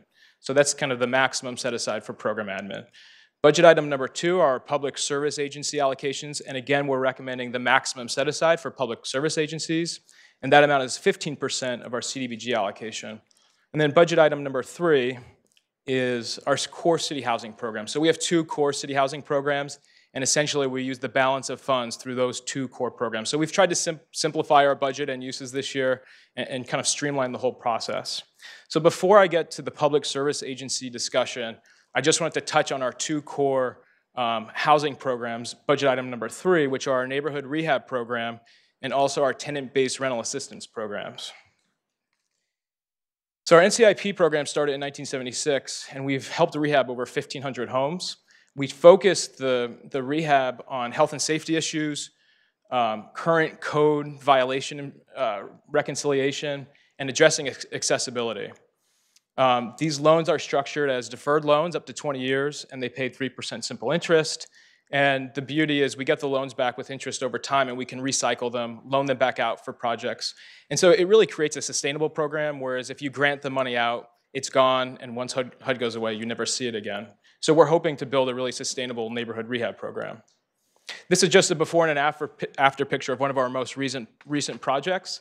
We did 2 complete rehabs of bathrooms in this house. They were both unusable at the time, and so we went in and moved pretty quickly. You'll see, obviously, a pretty good result. The scope, I think, was around $30,000 for 2 bathrooms, so very reasonable. And our other program is our tenant-based rental assistance program. So we administer this program through Abode Services. We contract it to a third party. And the way the tenant-based assistance program works is that the tenant pays 30% of their income towards their rent. The city subsidizes the balance. Sometimes we have tenants that have 0 income, so we're subsidizing the full amount. Sometimes it's much higher. The program lasts for 2 years, and at which point they exit out of transitional housing into long-term housing. So to date, we're assisting 35 households with our tenant-based rental assistance, 5 who are able to exit the program successfully into long-term leases. And we really target families that are at risk of homelessness. So the 35 equates to something over 100 if you count all of the families and children. So kind of looping back to the public service grants, as I mentioned earlier, we're able to allocate a maximum set aside of 15% of our CDBG funds, and that's what we're proposing here. The city received 11 applications in total for public service grants, and that amounted to $249,000. So obviously it exceeded the amount of funding we have available, which is $176,000. So staff prepared, which you'll find in the packet as attachment 1.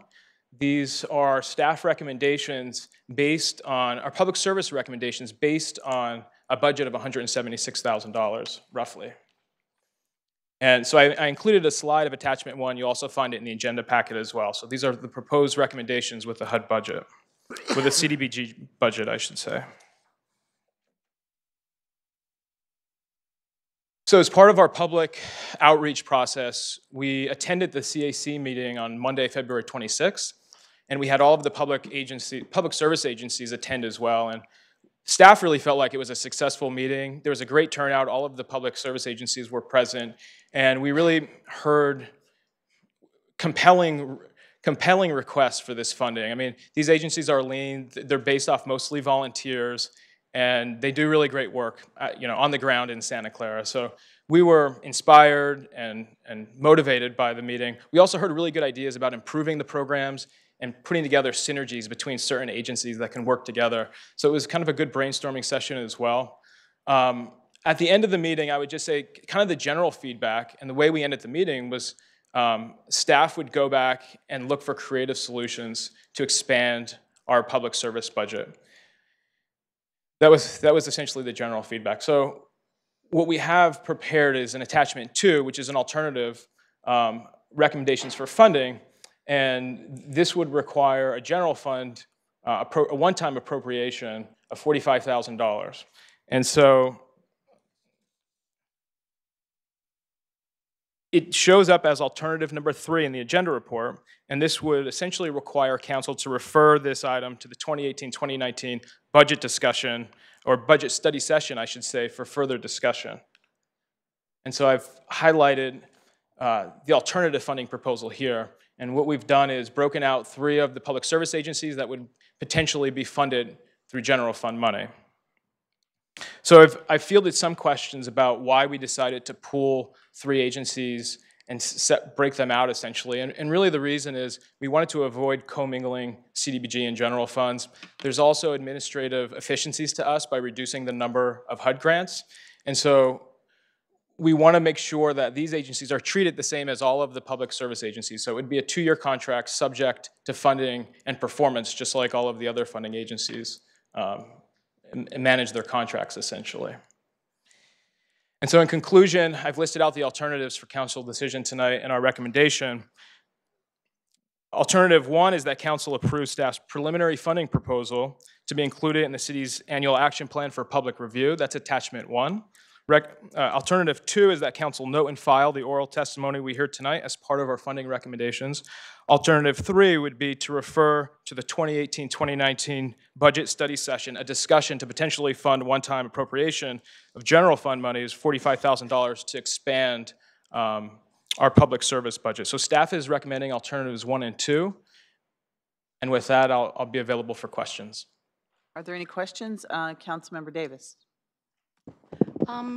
Could you remind me why Bill Wilson has two, just refresh my memory, why we have two Bill Wilsons on here? So one is a program that we've funded historically, and so they've submitted an application to request funding for a separate, discrete program this year. Okay. And they're also available to talk about the programs that they're running this year. Well, no, I was curious, and my other question was, I'm sorry, but my motion button is not working, so I would like to make a motion to approve when it's ready, when we're get to that point. So Jennifer, my motion button doesn't work. Okay, any other questions from the council? I have a lot of public cards here, or public requests to speak, so thank you very much, Jonathan, appreciate that. Very good job, yes, yes. Okay, we'll start with Jennifer Erb, if you'd like to come forward, and after that it's Georgia Basil. Welcome, Jennifer. Good evening. Good evening, Mayor, City Council, City staff. My name is Jennifer Herb. I'm the Recreation Supervisor at the Santa Clara Senior Center, and I am speaking on behalf of the patrons of our Senior Nutrition Program. They have an early bedtime, so they're not here with me tonight. The Senior Nutrition Program is requesting CDBG monies in the amount of $24,000. The Senior Center welcomes 196,092 visitors to exercise, take classes, and recreate annually. The center is open 61 hours per week and offers 17,000 hours of volunteer service annually. The Dining Out program at the Santa Clara Senior Center targets the isolated and frail seniors 60 and over, providing basic needs to lower-income households and special needs population. The Dining Out program is a gateway program for seniors to have social interaction, access health and wellness programs, obtain resources and referrals that allow them to age in place. This program is collaboratively funded by CDBG monies, Santa Clara County contributions, and Parks and Recreation Department general funds. Last year, the funding provided by this grant resulted in $24,200, with the total program cost of $158,000. Nutritionally balanced meals are served Monday through Friday, 247 days each year in a congregate setting at the Senior Center as a way of providing affordable meals and social engagement to seniors from low-income households. Thus far, in fiscal year 2017-18, 340 unduplicated clients have been served in the Dining Out program with a total of 9,451 meals served through February. In the 2016-17 fiscal year, 15,803 meals were served. The city's Housing and Community Services Department has prepared two budgets for the upcoming fiscal year. One reflects roughly a 29% decrease to the senior nutrition program. This shortfall would reduce the number of meals served at the Senior Center on an average of 1,400 meals. In the 2017 City of Santa Clara Senior Needs Assessment, the data revealed that 21% of those earning $25,000 or less missed a balanced meal weekly. With this possible decrease in meal services, fewer people will be without a balanced meal or a secure social setting. With Santa Clara receiving the age-friendly city recognition from the World Health Organization in June of 2017, it is important to continue to offer opportunities where seniors have access to health, wellness, and nutrition, and are involved in social participation and experience respect and social inclusion, all of which are connected to good health and well-being. We thank you for your continued support of the Dining Out Senior Nutrition Program at the Santa Clara Senior Center. Thank you, Jennifer. Georgia, if you'd like to come forward, and then Jordan Dancer after that. Good evening. Hello again. It's been 26 years, believe it or not, that we've been funded by Santa Clara CDBG, and I think I've come to every council meeting over that you time. have, yes. So we thank you for your support. As you know, we provide free legal services to seniors, people age 60 or older in Santa Clara. We target clients that are low income or at risk of abuse or loss of independence. We provide our services primarily at the senior center, and we want to thank Jennifer and her staff for making a room available for us and scheduling our appointments. We couldn't do that without them. As I mentioned, we've been funded for many years. Your funding helps us provide the highest level of service here in your city. However, last year, only 60% of the Santa Clara residents we served could be seen at the senior center because we didn't have enough appointments there. We are requesting $15,000 this year so that we can increase the number of appointments from 2 appointment days a month to 3 appointment days, hoping that will address some of the concern. We do thank the staff for the recommendation in alternative number 1 of $12,500. That will allow us to do a partial expansion of our appointments as we've proposed. Attachment 2 actually recommends full funding for us. And at first we were excited to see that. Then we had a bit of concern about the fact that it created some uncertainty for us in our ongoing services at the senior center because it is a one-time appropriation. Jonathan Vetch has addressed all of our concerns. So needless to say, we'd be happy to receive whatever amount from the city. I did want to thank the staff for their efforts in trying to expand the pool of funding for services here, and also the CAC. They were very thoughtful during the discussion we had last month. We've partnered with you for many years, and we do appreciate that. You are an age city friendly now, so we do hope we continue that partnership in the future. Thank you. Thank you, and thank you for coming this evening. Thank you. Jordan Dancer, and then Wanda Hale after that.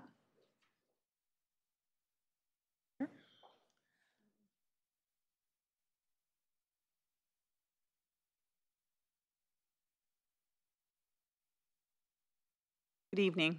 Good evening. My name is Jordan Dancer. I'm the grants manager at Next Door Solutions to Domestic Violence. So good evening, Mayor, council members, and the public. I first want to say I really appreciated the opportunity to speak with members of the Community Action Committee. And I'm very grateful for staff's work on trying to find solutions for what's considered less funding. With the amount that's offered or proposed in the first attachment of the $176,000 budget, that would mean a 57% decrease in funding that we receive from the city of Santa Clara, which then would put a burden on to Next Door Solutions to try and raise those additional funds. I really encourage the council and the mayor to consider the second attachment where it brings in additional funds from general funds money. We're proposing to serve 74 residents of the city of Santa Clara through 3 primary programs. That is our self-sufficiency and supportive services at Home Safe Community here in Santa Clara. At any one time, there's 24 households there, mothers and children. There are some units that are just individual adults. Support services would be case management of 250 case management sessions. There's also services there that clients would receive, but that aren't part of the budget projection.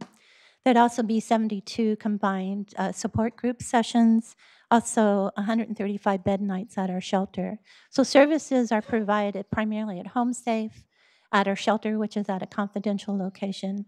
And then there are 17 support groups throughout the county that any resident can attend. And we find that people come to groups at the community office, but also at the site in Los Gatos and in Mountain View.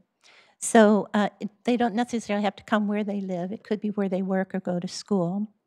Last year in all, Next Door Solutions served 151 residents. And we were only billing like for 72 through the services we were providing.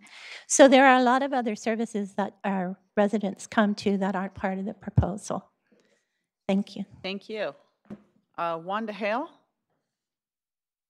please come forward. After that is Pei Venegas. Good evening. Good evening, Mayor and council members. My name is Wanda Hale. I'm the program manager for the Long-Term Care Ombudsman Program. And we serve Santa Clara County. We serve all 13 cities. We're the only program that does this type of work. We're advocates for the seniors and disabled who are in nursing homes and assisted living. So we're out of the Older Americans Act, and so we receive, we don't charge for our services. We rely upon all the cities to support us. And in addition, we use that money to leverage other funding for our services.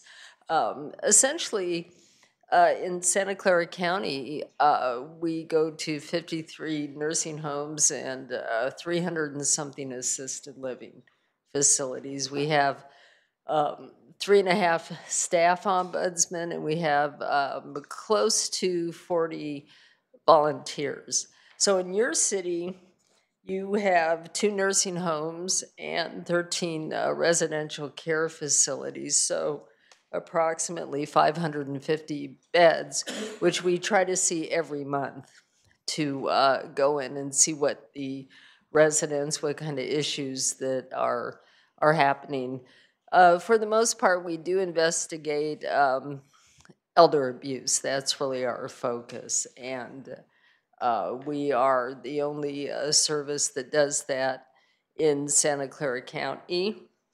And we partner with other organizations that you see within the room tonight, such as Silicon Valley Independent Living Center, Sala Next Door Solutions, police and sheriff departments, and of course licensing. So we're here to protect the elderly who help make this city, and that's really our goal. And we really appreciate the funding that we've gotten from the city over the years. Thank you. Any questions? Any questions? I don't see any, but thank you for your presentation, and thank you for staying late. Thank you. We appreciate it. Pei, please come forward, and then Pilar Furlong after that. Good evening. Good evening. Sorry, it's really cold back there. Oh. Good Having hot flashes up here, so yeah, it's good. Good evening, Council, Mayor, and City staff. My name is Pai Venegas, and I'm the Programs Director for Silicon Valley Independent Living Center. I want to begin by thanking for your continued support of our housing program for persons with disabilities. We have over 40 years of experience and excellence in disability service provision. Our most requested service is housing assistance needs, as well as housing rental costs have gone up by 60% since 2011, which is a bigger barrier for seniors and persons with disabilities who are on a fixed income. So for next funding cycle, we are requesting funds for $15,000 to accommodate the growing housing, counseling, and placement assistant needs among very low-income seniors and people with disabilities. We will provide a combination of the following supportive housing services to 65 unduplicated low-income Santa Clara residents with disabilities and housing assessments, information and referral, housing workshops, and housing search assistance and housing advocacy. And last year, we served over 1,200 consumers. Of those 1,200 consumers, 900 consumers requested for housing services, and about 17% were placed in a home. And for the city of Santa Clara, the first half of our report were to 39 consumers and serving about 8% of those with a placement. So your continued support has helped us assist low and very low Santa Clara residents with disabilities, including seniors with disabling conditions, and learning the skills and resources locate safe, long-term affordable housing and avoid homelessness. We are requesting a higher allocation to help us meet the rapidly growing affordable housing needs of this vulnerable population. The increase in City of Santa Clara funding will allow us to allocate more staffing, resources, and time to meet the expanding housing needs of the city's most vulnerable residents. Again, thank you. Thank you very much. Pilar, please come forward, and then Colleen Hudgen after that. Good evening. Good evening. I'm I'm Pilar Furlong. I'm with Bill Wilson Center. So yes, so for fiscal year 19, we do have 2 requests for funding put forward. One is a renewal of our counseling program, which serves extremely low-income students and families in Santa Clara, residents who might not otherwise have the means to access mental health services. This is a program that we provide not only on school campuses, but also in our offices. And Bill Wilson Center has offices both in Santa Clara and in San Jose. This year, we submitted a new proposal. It's called Family Advocacy Services, which we would be partnering with the Santa Clara Unified School District. This was a program that we talked to them about that they were interested in having. It's a program that provides services to those individuals who either may be homeless or on the brink of homelessness, and by identifying the students and then working with the families to try to stabilize them, we hope the children will have a better chance for academic success. We proposed $45,000, which would provide a part-time case manager dedicated to the district. Services that could be offered might include rental assistance, utility assistance, connection to food programs, tutoring, employment help, pretty much whatever the family might need. For those families who need housing, the Bill Wilson Center case manager would work with them to do the needed county assessment to get them into the queue for housing. We are also a rapid rehousing provider, so often those families are referred back to us for placement. So with the $45,000 requested, we propose to serve 80 families. And I'm actually going to recommend that you not accept the staff's recommendation in attachment 1. That gives us $20,000 for that program, which actually is not enough to operate fast. So I would encourage you to look at option 2, which has a slight increase for that program, which would at least give us the funding to hire staff dedicated to the district and provide services to families. So I'm over time. I'll answer any questions that you guys have. I don't see any at this time. Okay. But thank you very much for your presentation. And Colleen, is that you back there? Okay, come on up. Live Oak Adult Day Services. Yes, madam. Welcome. Thank you, thank you. I do have.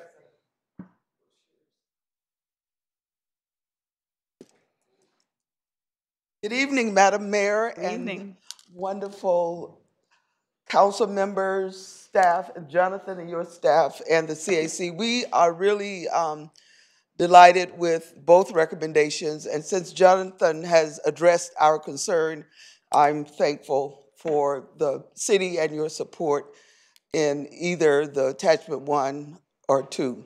But I want to just tell you a story of a couple that we serve here in your city. It's Larry and Alice. Larry was an air traffic controller working out of San Francisco. He came home one day and Alice was in the front yard on the ground. Needless to say, that day, Larry called his boss and said, I quit. I cannot come to work knowing that my wife is not taken care of. So Larry had a heart attack actually that same day, went into the hospital, and the Kaiser social worker referred him to Live Oak. Well, 5 days a week, Larry brought Alice to our center, and he had peace of mind knowing that she was taken care of. You heard from the senior center director. The clients that we serve at Live Oak are the much more frail, dependent seniors who have been lovingly cared for by their family members 24 hours a day, 7 days a week. And what our program does is get those seniors out of the house into a social setting where they are getting the nutrition, the stimulation, the exercise, and they're reconnected with the community. So we support each other. Actually, the case manager at the senior center refer people that are attending the senior center when they become more debilitated. So we work in partnership with the city, and we try to be there for the families. So it's a two-way street. We support the client, but we also support the family that has made that decision to keep their loved one at home. And we're so happy, delighted every day to be able to serve you in that capacity. Are there any questions? I think y'all rolled Questions? that clock fast because I didn't finish. Thank you. We didn't beep you off though either, Yeah. so we No want beeping. some credit. Dennis Moore, please come forward. Good evening. Thank you very much. Mayor, council, thank you for your time. On a lighter note, I'm the board president of Heart of the Valley. That's Services for Seniors. We've been serving seniors in Santa Clara and Santa Clara County for about 30 years. All of our services are free to the seniors. It's a volunteer-driven nonprofit. We provide services for emergency preparedness, provide services for home repair, transportation to and from doctor's appointments, all free of charge. We have 3 part-time employees that are drastically underpaid. We're asking for the $15,000 grant to provide more service as far as volunteers go, volunteer recruitment. We're starting some new programs to take care of the tech problems that a lot of the seniors have as far as learning how to use tech, learning how to use emergency services, ride services. If there's anything that we can do, answer any questions regarding Heart of the Valley Services for Seniors, please ask. I don't see any questions from the council. Great. Thank you very, very much. Appreciate your time. Thank you, and thank you for coming this evening. I don't have any other speakers listed. Is there any member of the public who would like to speak? Please come forward.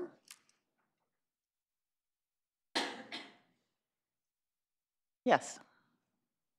I'm speaking on behalf of the CAC, the Citizens Advisory Committee, as a co-chair. I want to thank Jonathan for putting together the meeting that we had where we all sat down with all of the grant requestees. It was a fabulous meeting for all of us. It gave us all a chance to hear and kind of cross-pollinate what all these wonderful organizations are doing. And I think the opportunity that we all have is to really hear what each group is doing, and I think we can all create a fabulous synergy across them. And I've already been able to put them in touch with some chamber people and some other people. For example, the St. Justin needs a new van.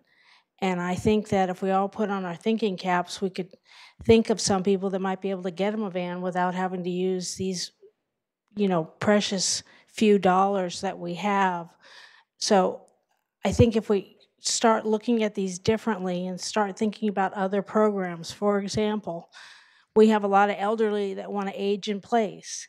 If we start looking at people with special needs and working with the Ombudsman program, and perhaps we could start putting together that and people with a legal assistance and be able to put them into those homes together. So we may be able to create new programs and start thinking out of the box as Santa Clarans for how to leverage some of the things we have within our cities. And I think we unveiled some of those wonderful opportunities by Jonathan taking the initiative and all of us sitting down together. So he deserves a nice big gold star for doing that. And we found it well worth our time as CAC, and I hope the grant people did too, and I hope that Jonathan's team did also. So I really want to thank him for doing that. Thank you for those comments and the compliments to Jonathan. I think they're well deserved. Anybody else?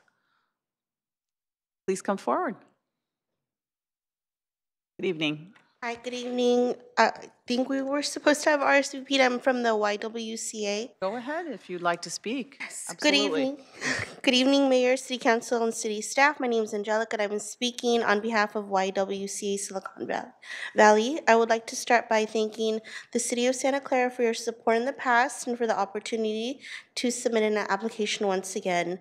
Our Support Services Department provides essential domestic violence services to the City of Santa Clara community, including 24-hour toll-free crisis hotline, confidential emergency shelter, crisis counseling support groups, therapy services, legal advocacy, safety planning, community education training, and information and referrals. All services are free or low cost, provided in English and Spanish, and culturally competent.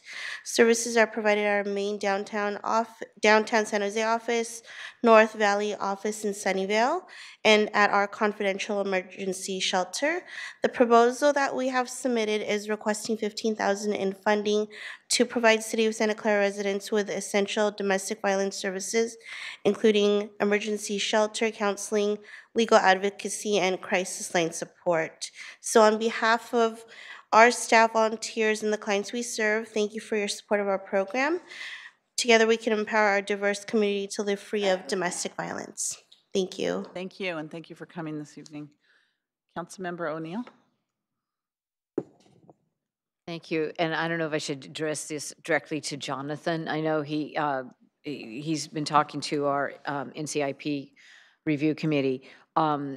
So I have I'll start off by saying that I think some of the issues that we have here with all these great groups not having funding points to the fact that there is not an agency in Santa Clara that actually pulls together a lot of these services, like more of a full service community services agency that does like case management. And so I know that part of the discussion, and I was involved in some of these discussions with Pilar and Sparky Harlan at Bill Wilson about using some of their abilities to do case management. So they've been added into the pool, and I'm sure that that's in a way with the current funding situation with the federal government, that hasn't been expanding. So it's kind of like I'm assuming that in order to fund this program the way we did, we had to take some funding probably for some other programs. But I mean, so what I'd like to say is still a few years ago, I made an effort and had some meetings with a large number of agencies in Santa Clara with the idea of thinking, could we somehow come together and work together, maybe have either fund one agency or create a new agency that would look at some of the needs in a more comprehensive fashion. I realize some of these needs are very specialized and they're best served by agencies that are specialists in those areas. Like I was very pleased to be able to go to Next Door Solutions a couple weeks ago on International Day of the Woman to tour their facility and to talk with their staff to learn more about the programs that they have. So I understand how important that is. They're all important. So that's kind of an observation. I still think that as a community, we need to have that conversation when so many of the communities around us have an agency, whether it's like Sunnyvale Community Services or Sacred Heart or West Valley Community Services or some of those that may help fill a lot of these gaps. And so my thought is, I mean, and like I said, maybe there are ways through different groups that we're involved in to help some of these agencies find even more funding from other community sources. But my concern, and I always appreciate thinking different approaches, but the attachment to the second option about moving some of those, Sala and Live Oak and the Independent Living Center, and perhaps the city manager can help me with this, by moving that potentially into the general fund. First of all, we are having some general fund issues. My concern is that might be more liable than, say, oh, we decide this year we've got it, some money for that, and then next year it's got to go back into the budget cycle and be prioritized. And I'm a little worried that there's more of a chance that these groups could be defunded next year by having them be in the general fund, because typically we have not had those types of, we've done all the funding through CDBG. So that's maybe that's my just assumption, but I'm just worried that it makes it a little more vulnerable to being defunded in future years. And I get I understand the concern about if you don't get enough funding to really fund, at least half a person, are you able to make any kind of a real dent? But I know like some of this, particularly with programs like Next Door and what Bill Wilson is proposing, I spent enough years working on an emergency assistance network to know that the way that you deal with homelessness is to keep people in whatever housing they've got. And then, that's the best way to deal with homelessness, is if we can intervene. And so I know that that's what some of these programs are meant to do. The whole tenant-based rental assistance and all that is help people stay in the housing they're in, and before they are on the street or in their car, and then it's a much more difficult situation to manage for the entire family. So, I'm kind of thinking, I wish there was more money. I don't, like I said, I'm assuming that we had to spread the pool around a little bit more by adding the second program from Bill Wilson, which I recognize is worthy. But like I said, I am kind of a little worried about moving some of those to the general fund, just for long-term, like to come back next year and say sorry. City manager? So that is a risk that comes with the recommendation, although it's acknowledged the need and we support the recommendation before you this evening. As part of the budget process, you can ask for staff to identify additional funds as you hear the proposed budget.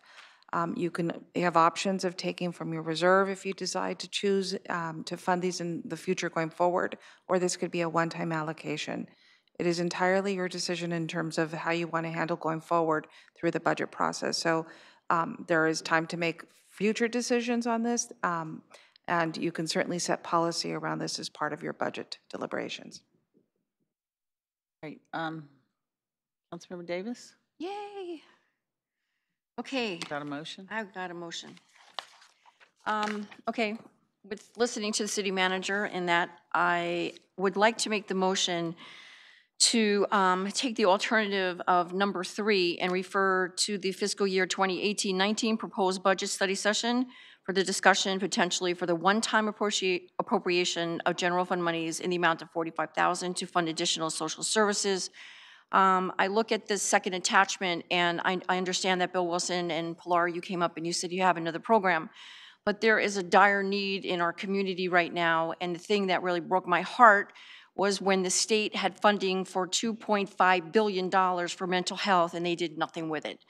And the allocation for the South Bay was $133 million. So hopefully, we're gonna have some extension here. But with the city manager saying, having that we could look at this in future budget allocations, I think we have a definite need, and I don't like to see nonprofits fall into a loophole that has, it just happens, and you have to go out and you're begging, and I just don't think it's right. I know that you come to Mission City Community Fund, and we give you allocations. We support a lot of people. So I would really like to make this a priority, and so that is my motion. Madam Mayor? Yes. I just need to check in order to advance the item. We actually have all 3 alternatives in the motion. So it would be 1, approve the funding proposal, 2, note and file, and 3. So Okay. it would be the All of them? alternative That is council correct. action proposal Okay. for attachment 2. But those 3 items? The 3, they all go together? The staff recommendation. Okay, which because is it says alternatives. Alternatives 1 and 2, approve the funding proposed summary as detailed in attachment 1, note and file the oral and written testimony, and then want the number third 3. is the issue around Yes. fiscal year 18-19. Yes, that's the one. Clarification, sorry. I'm a little confused because, Councilmember Mahan? Yeah, just quick, are we doing attachment 1 or attachment 2? The alternative? Attachment 2. Okay, 2, okay. So approve the funding proposal summary attachment 2. 2. Note It and doesn't, file yes. the written and oral testimony received this evening for the funding recommendations, and then refer Yeah. fiscal year, right up, it's up on the screen here, There we the go. 2018-19 proposed budget study session, but the first alternative, number 1, would be attachment 2. Is that correct? I want attachment 2. I just want to make sure it's clear Yes. what we're voting on. Attachment So it wouldn't say 2. attachment, it's the alternative proposal. Yeah. Okay, that's a motion. Councilmember Mahan, your night, I was gonna say your light's on. Okay, I'll second that. Okay, and that's motion and a second. Is there any other discussion on the council? Let me see here. Councilmember O'Neill, second the motion. Okay, so seeing that, then if we could have a vote on this issue. All right, it's on the screen. Please vote. And that passes unanimously. Thank you very much, and thank you everyone for attending on this item. Okay, our next item we have is item 3, which is International Council on Local Environmental Initiatives and appointment of elected liaison.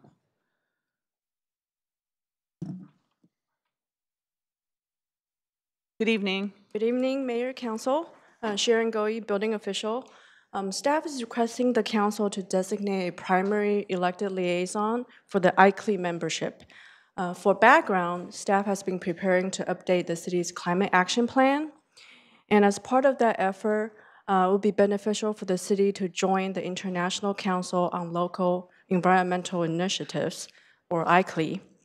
The membership will provide the city technical resources on climate action-related work and sustainability. And the application requires the city to identify a primary elected liaison. This person will serve as the key figure and the lead on the city's work related to climate, energy, and sustainability.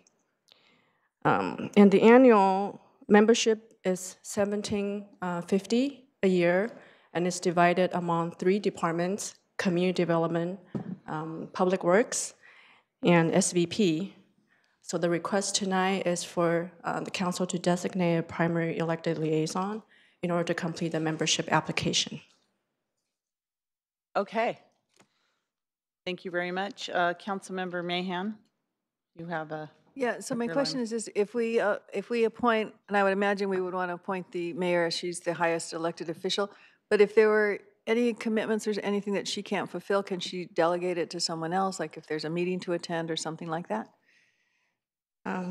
Yes, and maybe I should give you a little background on what the position, this position will do.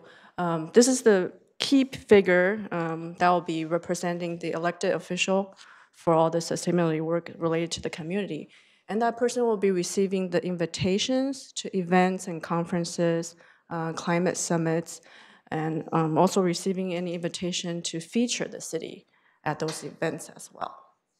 So the question is, can there be an alternate as well? Or a delegate if she Or can delegate. some. Can we delegate someone She can't go. if I can't go? I believe so, yes. Okay. All right. Councilmember Davis. So because it's on the environmental issues, I was wondering if we could appoint Teresa O'Neill? Or defer to the mayor, I'm sorry. You're the lead? I think we should give Teresa O'Neill every committee, myself. Well, she's already doing Silicon Valley Power, so she No, seemed to I me know. logical, but. Okay. Vice Mayor Kathy Watanabe. Thank you. Sharon, do you know, like, what is the time commitment in terms of like meetings? Do you know how many meetings there are per year? Do you have any of that information? I don't have that information, but I think you get invitations to participate, and it'll be up to you if you want to attend. Okay. And you'll be able to vote for members of ICLEI's Global Executive Committee. Mm-hmm. So I don't think there are requirements. It's a membership that we want to join in order to access the technical resources. And we think that will be valuable as we work on updating our climate action plan. Thank you. Thank you. Councilmember Mahan. So I would move then to appoint our mayor to this position, with the understanding that she would pass on invitations or can delegate if she couldn't attend. Motion second. Members of the public, Kurt Vertan.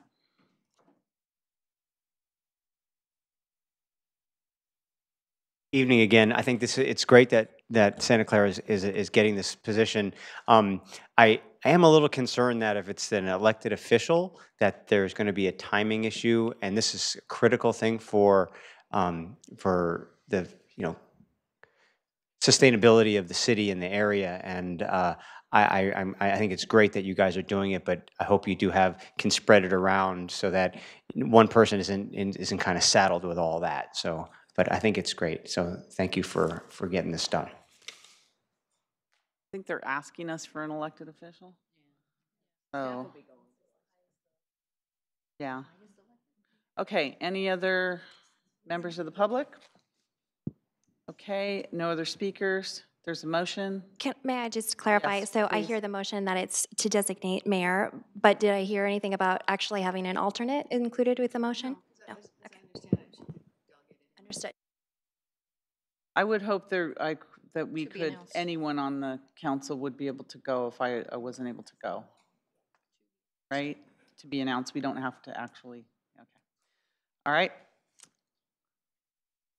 And that passes unanimously. Thank you very much. Wow, okay. Consideration of a rain barrel rebate program. Good evening. Hi, good evening, Mayor, Council. Gary Welling, Director of Water and Sewer Utilities. We have for your consideration this evening a rain barrel rebate program. Overall, we're trying to improve our effort on conservation and to promote conservation and adding new tools. We want to encourage residents to install rainwater capture devices, storage devices. We want to encourage, as I mentioned, conservation and water-wise management practices and just an overall increase of household use. This program, we have $10,000 budgeted to begin with, and we're including rebates of up to $100 per resident. So typically, a rain barrel would cost $50 and upwards, so potentially each resident could put in two rain barrels. Typically, the rainwater is captured on the roof, comes through the downspout into the barrel, and you can use that water for plants. Plants respond very well to rainwater. You could also use it on your lawn. Another advantage of rain barrels is reducing the urban runoff footprint. The process for application, we're going to post the applications on the Water and Sewer Utilities website. They'll also be available in person.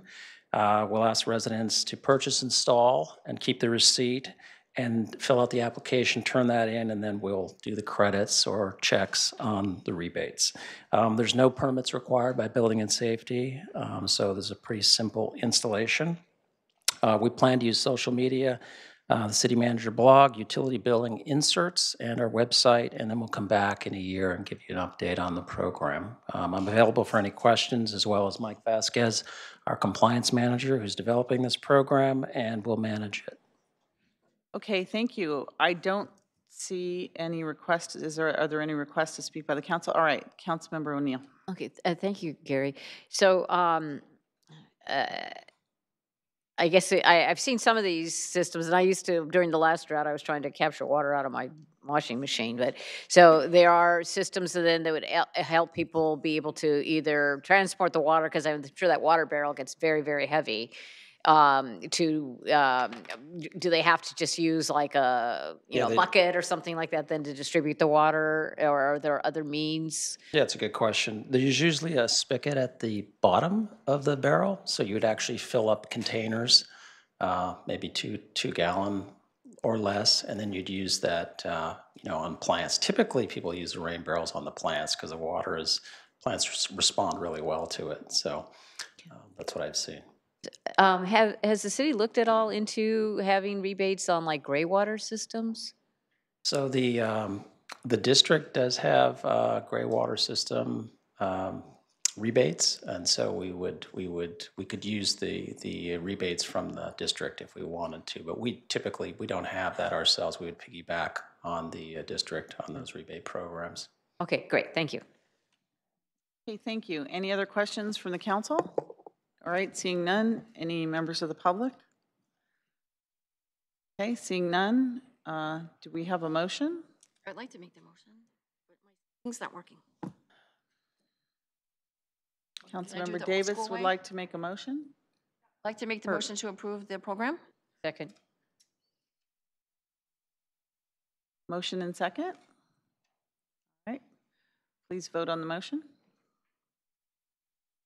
And that passes unanimously. Thank you.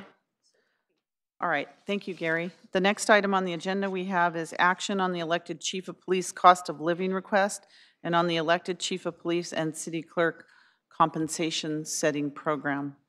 We have a list of recommendations here. I don't know who's taking this. I'm City going to manager. start the presentation. Good Thank evening. So before we get into a discussion around issues of law and policy, I wanted to start first by clarifying the role of the city manager and the city attorney. And the reason why we're here is because over the past year, our chief of police has made multiple verbal requests, and you now have one in writing as of last Friday, for a cost of living compensation increase. And we have, both the city attorney and I have researched and the result, and which has resulted in various discoveries that are itemized in your public report. The role of the city manager, I'll start with myself, is to transmit and process actions made by an independent body or city council with respect to compensation adjustments for an elected official, meaning I work with staff to process the paperwork.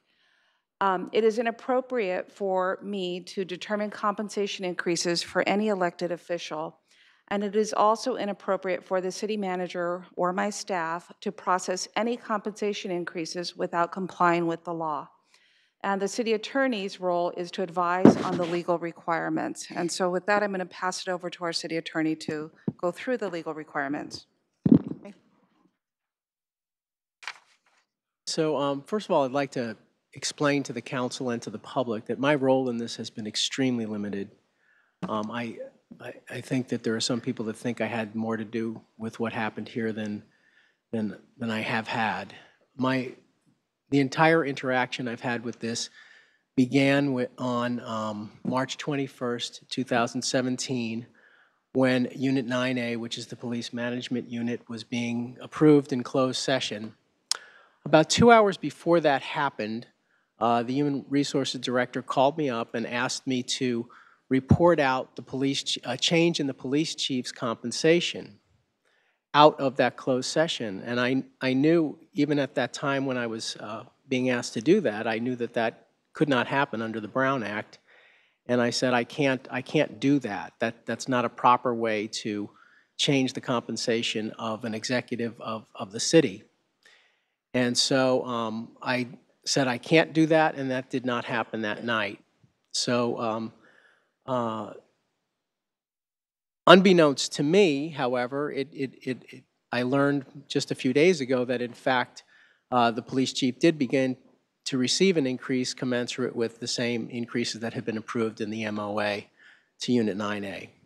And I did not know that at the time, and I did not know that until just a few days ago. That's a sum total of what I knew about this. I'm just providing for you an email that confirms exactly what I just told you, the advice that I gave the Human Resource Director that night, as well as this is something that I confirmed months later, but it is in substance the exact same legal advice that I gave to the Human Resources Director. And my advice remains the same. It's simply that if you want to change the compensation of an elected official, you need to do it at a public noticed meeting of the city council, and the city council has the authority to change the compensation of the chief of police's compensation of that position. So what is your discretion with regard to making this decision? I just wanted to make sure we're all on the same page about your understanding of what you can do. You may increase the compensation for the police chief's position. You're not bound by past practice. You can change your policy as to what criteria you want to consider with respect to what the compensation for the position should be. The council may consider your past practice of tracking increases to Unit 9A. That's a permissible thing for you to consider. And council's action, you can set the compensation for you set the compensation for the elected office. However, it is not based upon who the individual is that's holding the office. So, and you have to remember that because you're setting it for the office, it's for a city position. Whatever compensation you set will continue to be that compensation for the next person that runs for that office.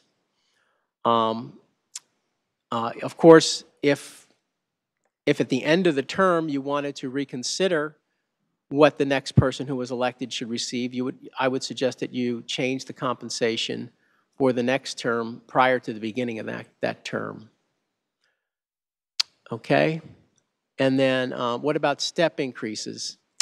You can consider compaction issues resulting from past step increases to the assistant chief position, but you should really not adjust compensation based on performance of the current office holder. Merit is really not something we found to be used as a term used for elected officials. The voters are the people that determine the merit of the office holder, and you can get into some difficult decisions if you just start discussing as the council how another elected official is doing their job, just as you shouldn't really be. There are issues around things like censorship, condemnation, saying bad things about how another elected official is doing their job. It's something that you need to be careful about, and so therefore I think it's not a good area to get into. If you want to have more explanation of what my concerns are, I prefer that you refer those to me and I can come back with what they are. But in general, I would not recommend using how someone does their job to be a basis for how to set the compensation with regard to an elected official. Obviously, with people you appoint, that's perfectly fine to do. But since you're not the appointing official for the elected position, it's not a wise idea to be doing that. So in general, I'm recommending that you not do something called a merit increase. However, having said that, you can in fact consider compaction issues. So that's a different. There are issues like step increases that you may consider.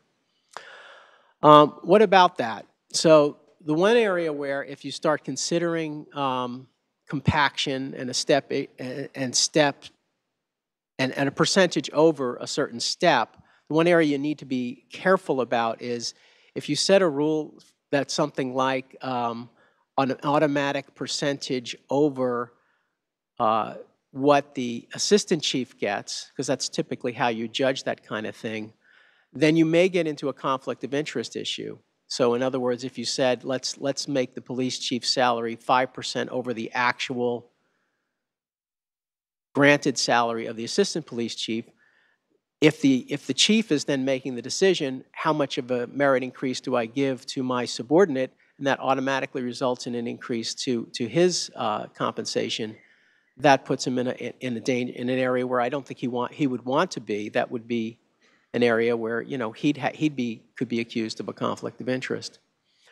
Or if you want to do it on the basis of that, if you want to have an automatic increase, the alternative would be then if the chief should not participate in the decision about what the merit increase for the trigger for the automatic increase would be. So in other words, you'd probably assign that to the city manager or someone else to determine whether a merit increase is deserving of the assistant chief. I think you could set forth a percentage differential over the top of the range of the assistant chief or some interim step of the assistant chief, but not necessarily what step that chief is at. In other words, you could say the third step, regardless of whether the assistant chief is there or not.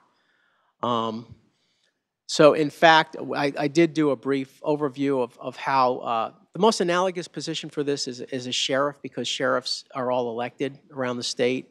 And so I did look at how do boards of supervisors of counties set the elected sheriff's compensation.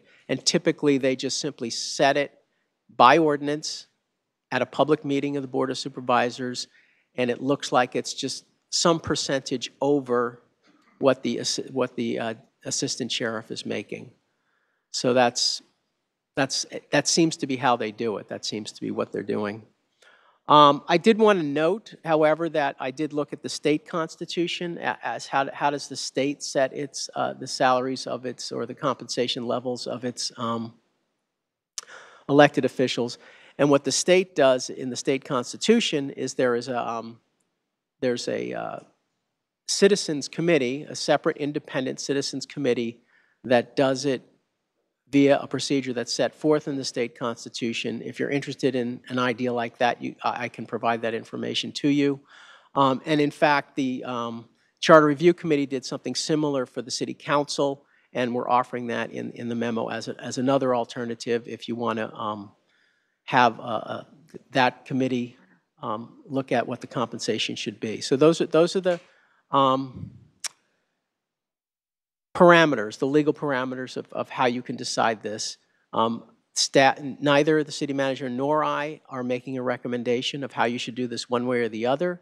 My advice has simply been this should be at a public meeting where the public knows what you're doing, why you're doing it, and has a chance to come in here and express their views about how you're setting the compensation.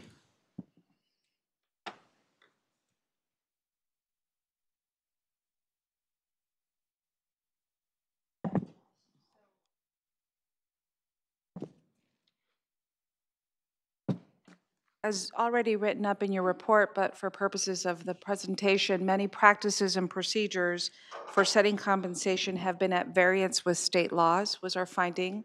These past nonconforming actions include City Council action to delegate authority to the city manager to administer merit increases to an elected official or elected officials, providing merit increases in general for an elected official or elected officer, and providing automatic cost of living increases linked to Unit 9A and Unit 9 MOU negotiations without properly or legally as required. So there are some policy options, and the city attorney started to walk through them, but I want to make sure that we understand that there's two parts here that the council needs to consider. The first is the compensation request of the current elected police chief for cost of living. And the second is the policy option in general with how to proceed with salary setting for both elected positions for the police chief and the city clerk. I know this is a lot of decisions, and there's a lot of options before you. And so if you don't feel that you have enough information, of course you can always ask us to come back with more information if you'd like. So the first is on salary setting processes. As we've already mentioned, you have an opportunity to direct us to initiate a charter amendment to delegate salary setting to a commission, or the city council by ordinance can delegate salary setting to a commission. And then from there, additional details and salary setting processes can be added. Granting the elected chief of police a salary increase. So there is a written request from the chief of police already. It is an 8% cost of living adjustment, including post-pay. Or you can go through your options. Your second option is direct policy development on salary differentials, as was outlined earlier by the city attorney. And you could base your salary setting differential based on actual salary or range or steps within the range, as we talked about already. For purposes of reviewing the Unit 9A compared to the chief's request, they really are identical. We are breaking down on the top part the Unit 9A request, and at this point in time, his annual salary with a post adjustment is $292,452, with a 2017 5% wage increase, as well as the 5% applied post-pay. That would result in $319,788. And then with the 2018 3% MOU wage increase and 5% post-pay, that would result in a salary of $329,377. So the request is identical to Unit 9A. For purposes of retroactivity, which is something that the council can consider as well, we've already said in the record that inappropriately retroactivity was implemented despite the absence of public action. That amount of retroactivity pay was $14,000 with wage and benefits $522. When we look at the retroactive pay for the 5% 2017 award, the retroactive pay would be $12,617, and for 2018, $9,941. So if the council wishes, it can provide additional retroactive pay in the amount of $22,558. This is a summary, as outlined in your report, of the compensation increases that are both cost of living increases and merit increases. And you'll note for 16 and 17, we have not included any award. For the elected city clerk, the position is vacant, and you do have a you do have a study session next week where you may want to ask our professional city clerks about salary and salary setting processes for the city clerk. But you do have an opportunity to reset the city clerk salary as we've discussed in other conversations. And just for the record, here's the salary increase activity for the former city clerk. And so possible council action, I put the item that I recommended first. It's recommendation 3 in your report.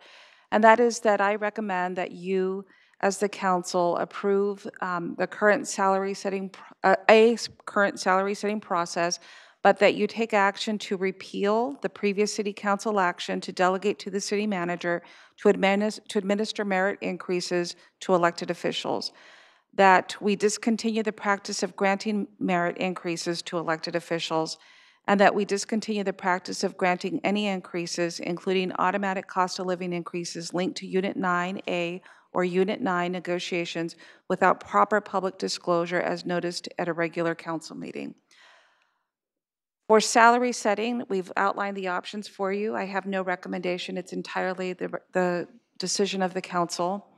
And for the chief's salary request, I as well have no recommendation. It is entirely the decision of the council. That concludes our presentation. Okay, thank you. It looks like I have some lights on here. We'll start with Councilmember Mahan. Thank you. I'm trying to get to the crux of this because a lot's being thrown at us, and I understand that this whole agenda item was promulgated by the request of the current chief of police to have his salary in particular settled. We have had a past practice for a long time, and I understand that because of a lot of legal changes, most notably the Bell case, our past practices aren't aligned with current legal requirements, and I have no problem with that going forward. So I want to clarify, because it's not crystal clear, that is it the linking with 9A's increases that would automatically then flow to the chief, or is it the fact that that we need to do this in public that's the crux of the issue here? In other words, can we have a policy where we continue to link it to 9A as long as we do it publicly, just as we've done for the city manager here tonight? Yeah, if I think that if you had noticed a public council action the same night that you had approved 9A, we wouldn't be sitting here talking about this. Right.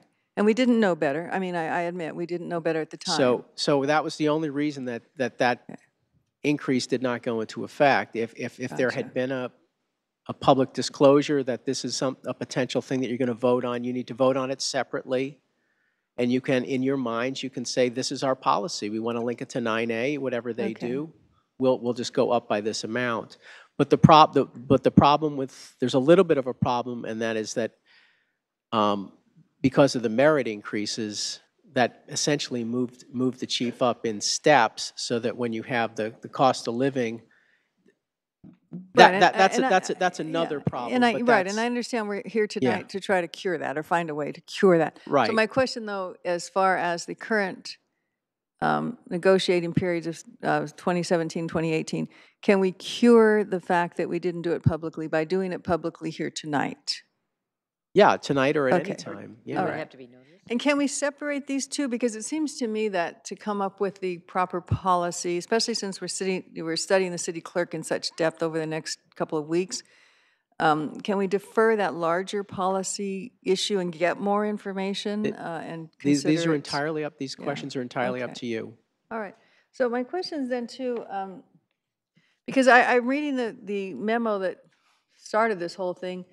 And it goes back to 94 when we had a chief of police that retired.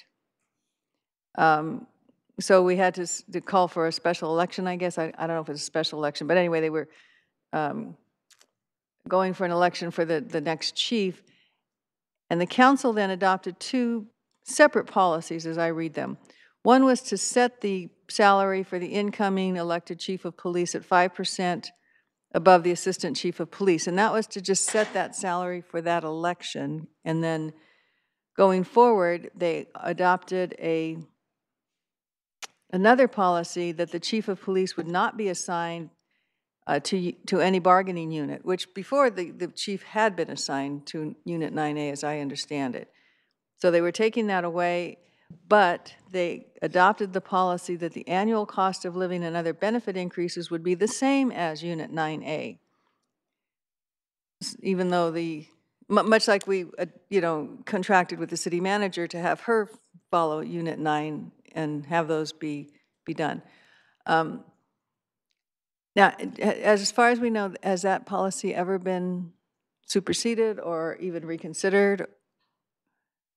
I don't know. I mean, you're asking me a very difficult question because I wasn't here through all those years, and it's actually been very difficult to understand exactly what the policy is, because you have this mixture of this percentage linked to the unit, and my understanding was that what happened was the city manager actually changed the chief's salary and then came several months later and brought the policy into effect, which, this is just something I'm able to parse through from the records. In terms of the bargaining unit issue, my understanding from Myers-Milius-Brown is that an elected official cannot be in a bargaining unit. They are per se management. Right, and that may be why they changed and it. that they may have understood that and taken them out. The issue of what the policy was, I can say it's very clear from what you said that was the policy that the then council decided to take. How the policy changed over time is more murky to me, and if you want me to try to go into that, I guess I could look into it more. Well, I can tell you for the 20 years I was on the council, it was the policy and it was automatic, and maybe to our, that we didn't understand, and now we're going to clarify. I'm not sure that it was specifically done in open session, but I know in open session when we approved the units, we would include the chief of police. So it has been our policy to have it follow automatically. And we have found spotty records of, for example, some of the merit increases coming back to council as a note and file. So at least you had that. Yeah, I remember that. So at least you too. had that, but we've only found some. We haven't found all. I just can't.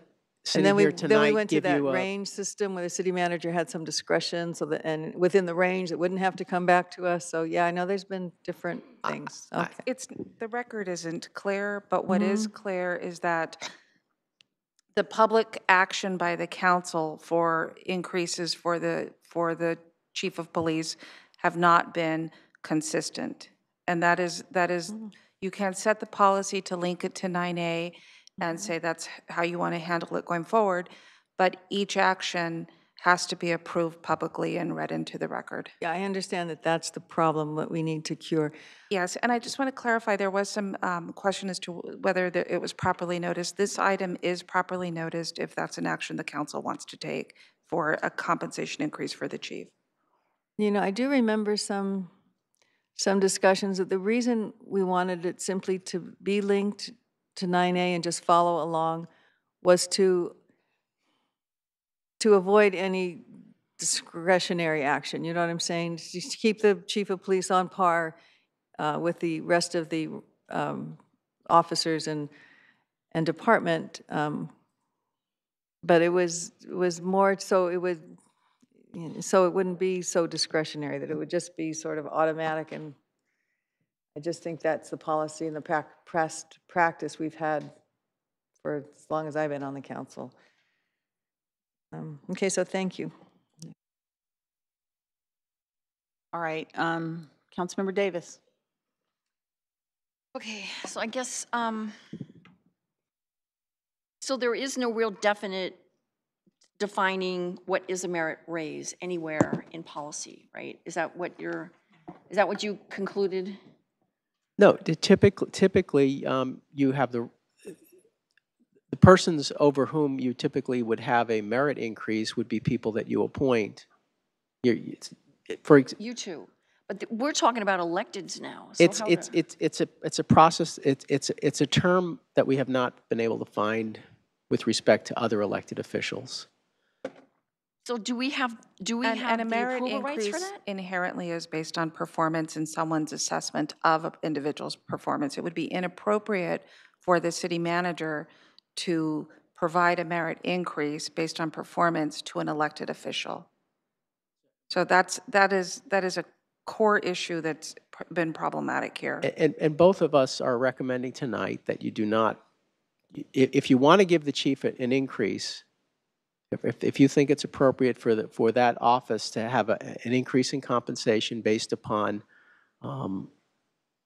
compaction issues, things like that, then it is appropriate. But we're both recommending that you discontinue any use of the word merit or any use of the concept of merit in any future compensation increase to the office, because it's an elected office. It's not an appointed office. So the concept should never have been associated with the elected office. Okay, so I guess my thinking on this whole thing is that we're elected, they're elected, they get merit raises, they're tied to a bargaining unit, and then we're making these decisions, but it's really not clear to me how this process is defined. So I'd really like to go through the process of the elected clerk that we're going to talk about next week and kind of work that together so that we have a best practices.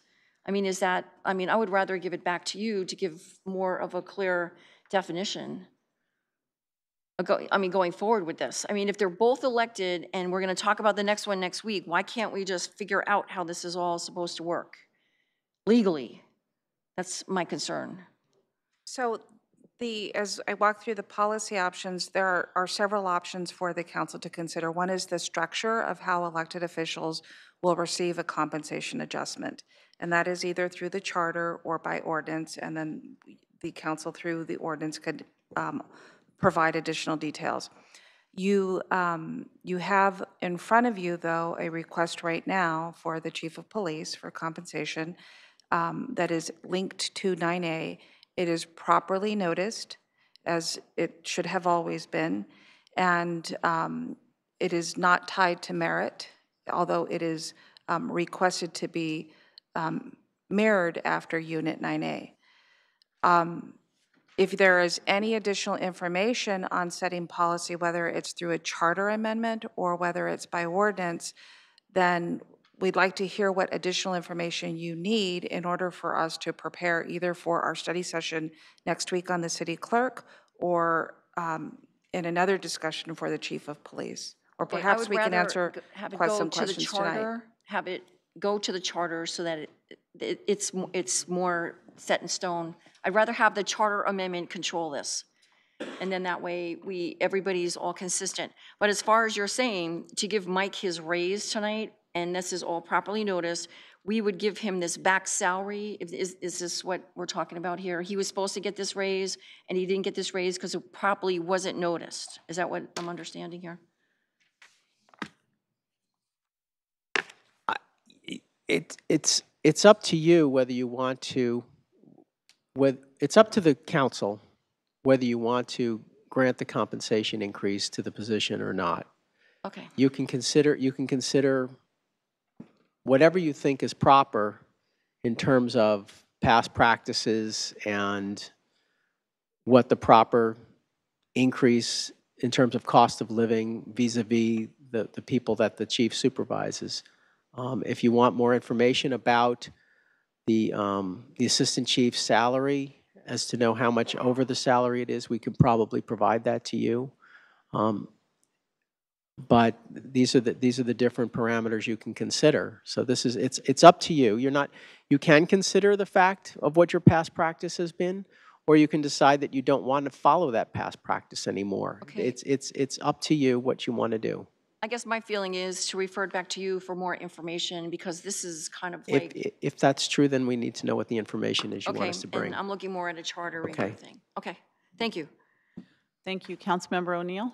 Okay, thank you, Madam Mayor. So first of all, I would like to say there's been a lot of, kind of stuff out there about this issue. And I want to say that I don't think that anybody has tried to defraud the city or that anybody has done anything illegal. I mean, in terms of, okay, perhaps there's technically, I mean, you know, we could question about the Brown Act, but I don't think that anybody had malice aforethought or anything like that. I think this once again points to, you know, we talk about the Santa Clara Way. Unfortunately, this is a little bit of an example of the Santa Clara Way in terms of we haven't done a good job of documenting processes. I can tell you that it was not absolutely clear to me until this issue came up, and I was standing there when Brian was talking to Director Brown about this situation, and it wasn't totally clear to me that the chief and the city clerk, so this isn't just the chief, this is the city clerk, were getting the bargaining unit increases. And I remember several years ago, we have a council committee that was setting salaries. And so I think at one point, maybe that started out as being the city manager and the city attorney. And at some point, the city clerk and the chief of police got added in there. My understanding was that the committee could not come to a consensus. And so a recommendation was made, and that was like 4 years ago, to defer it to the city manager at the time, who actually said, and I heard him say this, I don't want to get in this. I don't want to be involved in this. And when I think we all voted for it, I thought it was a one-time delegation because we were kind of stuck. And so then it turned out later, once again, because we have a mishmash of policies and things and, you know, back in dusty file folders that people have to blow off to see what was done 20 years ago. So I think that, you know, once again, this is an example of that, yes, we are trying to go back through and clean up a lot of our processes and really put better procedures in place. I myself, and I am kind of concerned. I was like, you know, one of the things I thought about, you know, like you could have a chief of police who's been the chief for 20 years and then a new person comes in and that person's going to get the same salary. You know, it's kind of like, you can say, well, if somebody's built up that much experience, you know, it just, coming from the private sector, it's kind of like, So, I mean, so it's a little difficult knowing that the next person in is going to get that salary that the last a person that was previously elected to that office is going to get. So my sense is, because I have felt like we had too many things going. We had the committee on salaries. We had people doing merit increases that I didn't know about. We had bargaining unit raises. So what I would like to do, because I hear what Councilmember Davis is saying about charter, but that could take a lot longer. I would rather have us maybe deal with it by an ordinance where we could deal with it more quickly. And you know, the thought is, and it was mentioned, I had thought, you know, we're going to have a salary setting commission that's going to look at council salaries every 2 years.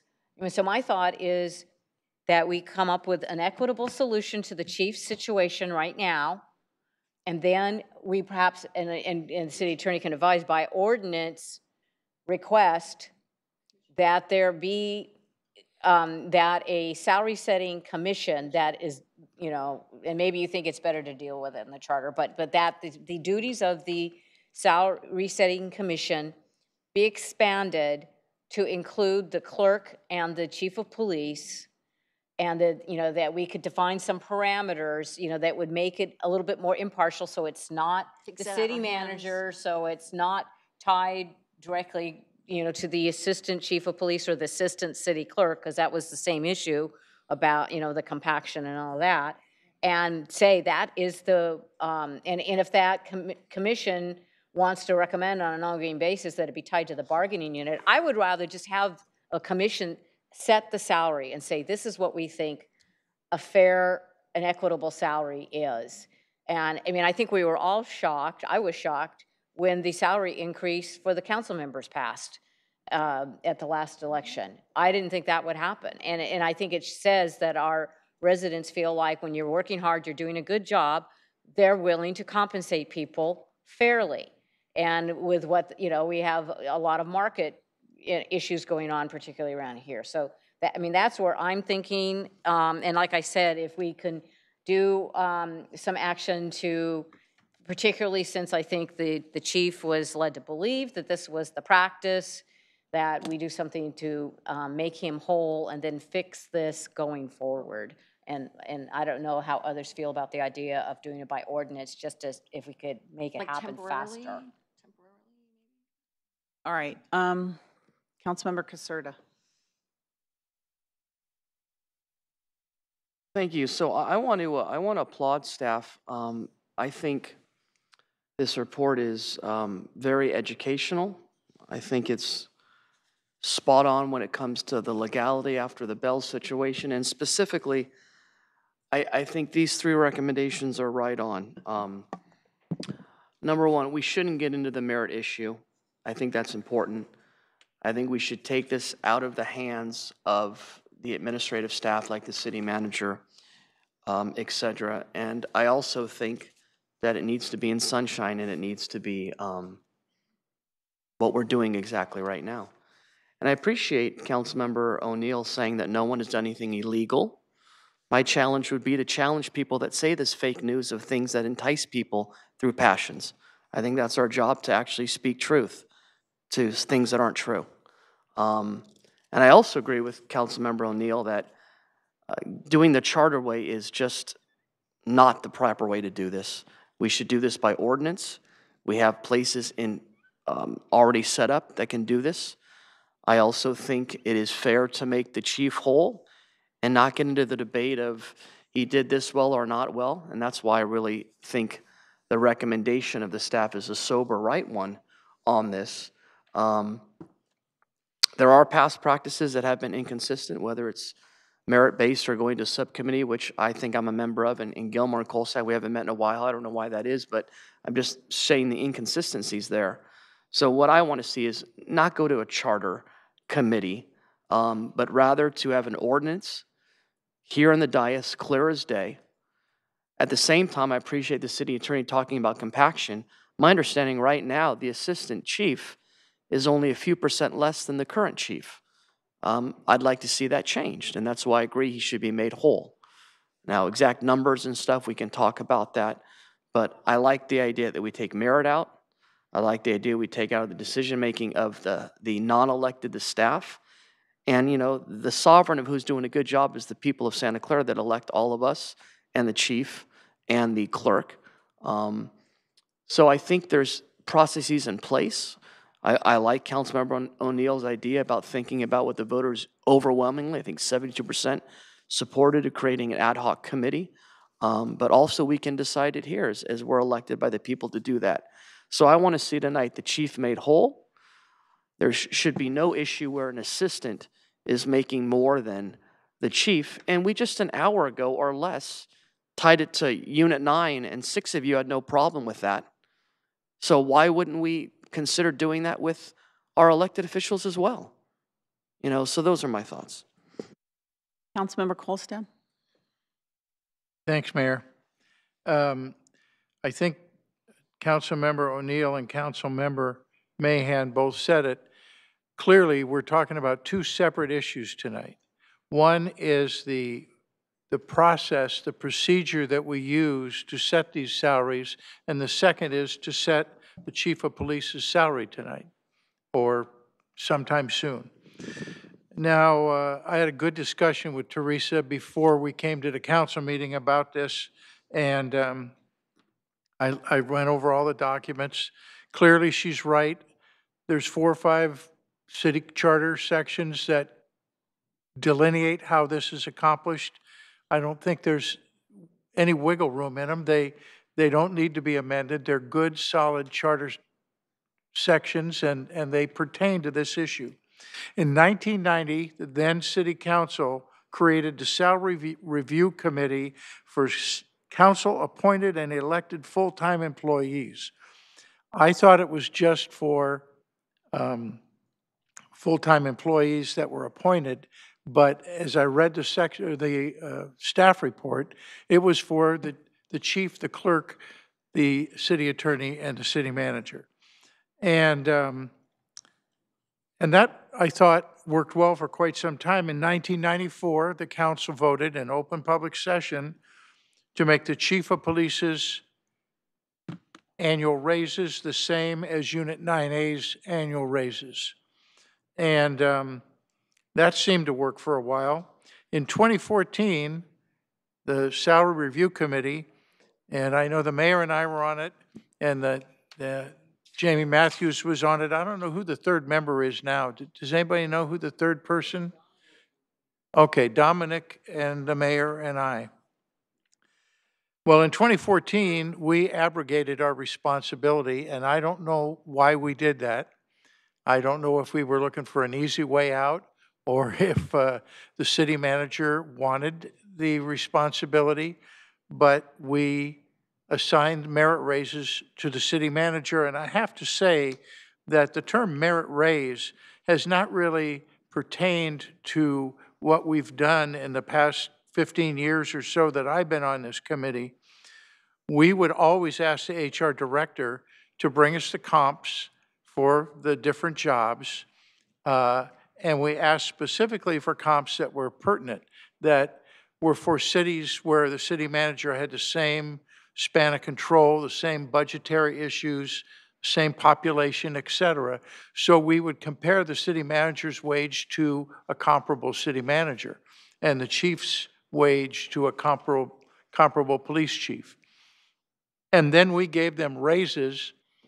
They were basically, they weren't negotiated because the employees didn't actually come and pitch for their, what they wanted to get in their raise. The salary setting committee did that and recommended it to the city council, and the council, in my recollection, unanimously approved every recommendation that that committee made. And that was when the manager or the city attorney would fall behind comparable city attorneys and comparable managers. It worked very well, and the council always did it. I mean, they always approved it. So I have faith in the council. I think that we were elected to make those kind of decisions, and we should continue to do it. I don't think we need a new commission or a new anything. What I would suggest relative to fixing this, to curing these deficiencies, would be to have the Salary Review Committee work with the city attorney and the city manager and the HR director to come up with some fixes and a policy or a ordinance like Dominic suggested that would fix this going forward. And give that committee and the appropriate staff a drop dead date. You have to have this job done by such and such a date. And if you like that idea, I'd make it in the form of a motion so we could proceed and fix this. Regarding the chief's salary, that's another issue, and I'm prepared to talk about that when we get to it, if you like the idea number one. Thank you. Thank you, Vice Mayor Watanabe.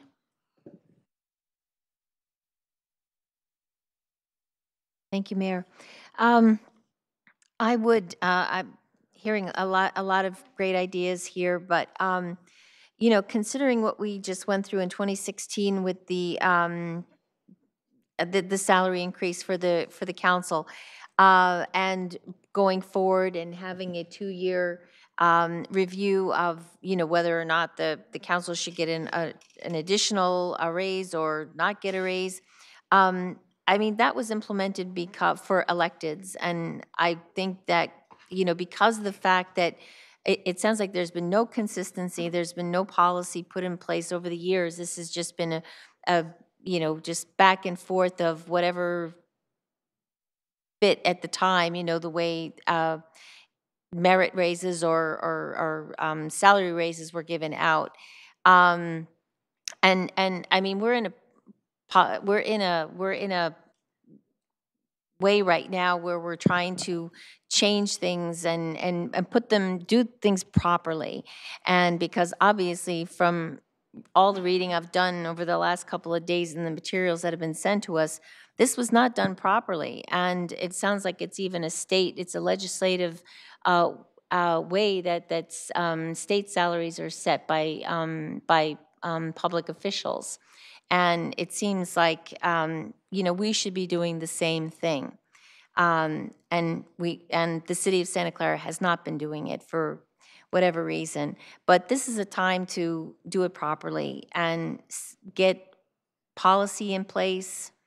I think, we did a good job with the measures that were passed in 2016, one which consisted of the raises that were given to the council and also going forward how that was going to be followed. I think that using that same policy and procedure in the other electeds within the city with the chief of police and with the city clerk, I don't see any reason why that same policy can't be used the same way.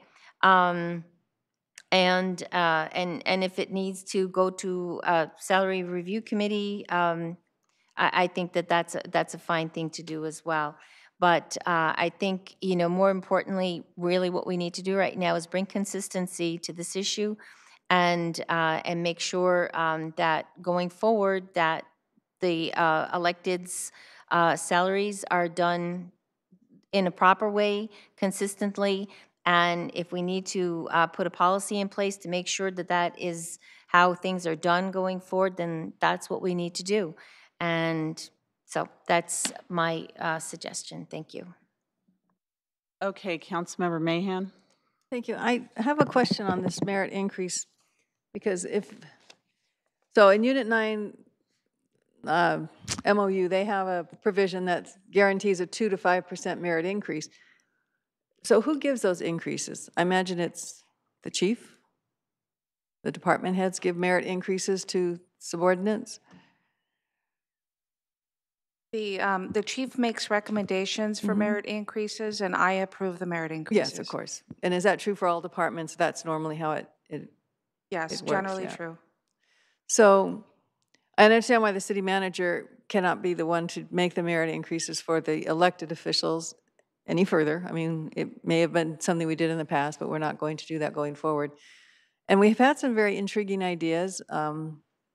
So what are the options? Sort of like the council could do it, the commission could do it. I think Councilmember O'Neill had a very intriguing idea to expand the council salary review commission to include these two electeds. So I think and maybe work with the salary review committee now to come up with some ordinance language, maybe do a charter amendment, although that would be fairly costly, and I'm not sure it has any more teeth in an ordinance. So these are all interesting and very intriguing potential solutions, which I think we all agree that we're going to sort of mesh with the city clerk discussions going forward and come back with some better some recommendations that we can, or options that we can take a look at.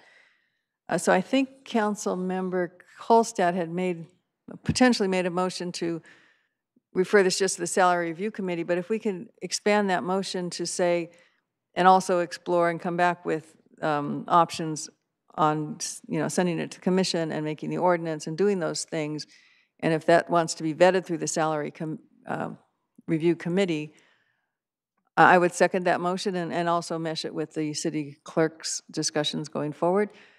And we can get this out of the way, since it doesn't sound like any of us are prepared to make a decision on that large issue tonight, and then we can go forward with those more specific recommendations and with the chief's salary issue. I would certainly accept that friendly amendment to the motion. There wasn't a motion, or did you make Well, no, a but motion I'm for a asking him- friendly amendment? Yeah. I don't think there was a No, motion. there was no motion. Well, he proposed a motion, but it wasn't seconded. So if he wants to make a motion that would include all of those things, perhaps we can move forward and get this part of the...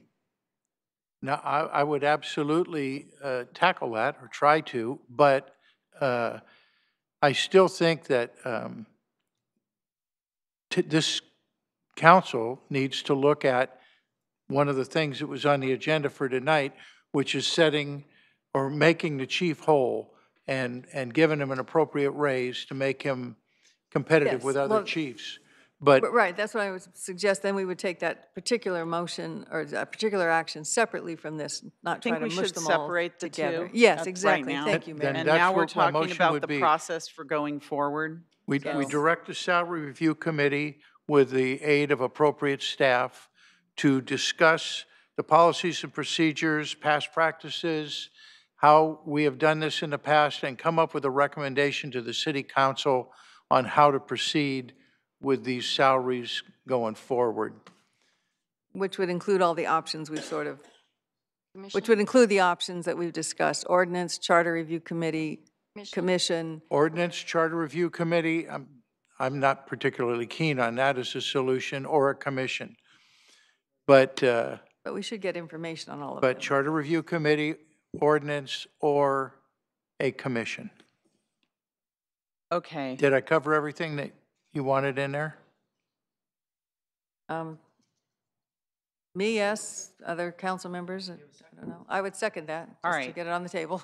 All right, thank you. I just wanted to make some comments that the chief's request for the salary has brought to light some of the unfortunate things that we're discovering tonight. The previous cost of living adjustments for the chief and the city clerk, and the merit increases, and the tying to the bargaining units in closed session.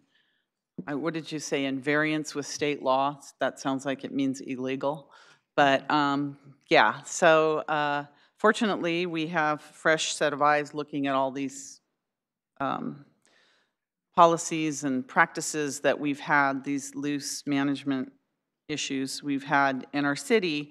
And based on what we've learned tonight, I think our first duty is to stop the practices that are not in variance with state law, and set up new processes that will prevent this from happening again. So not speaking about any individuals involved, there was, 3 ways, as Councilmember O'Neill talked about, 3 ways to increase salaries for the electeds in Santa Clara, the chief position and the clerk position.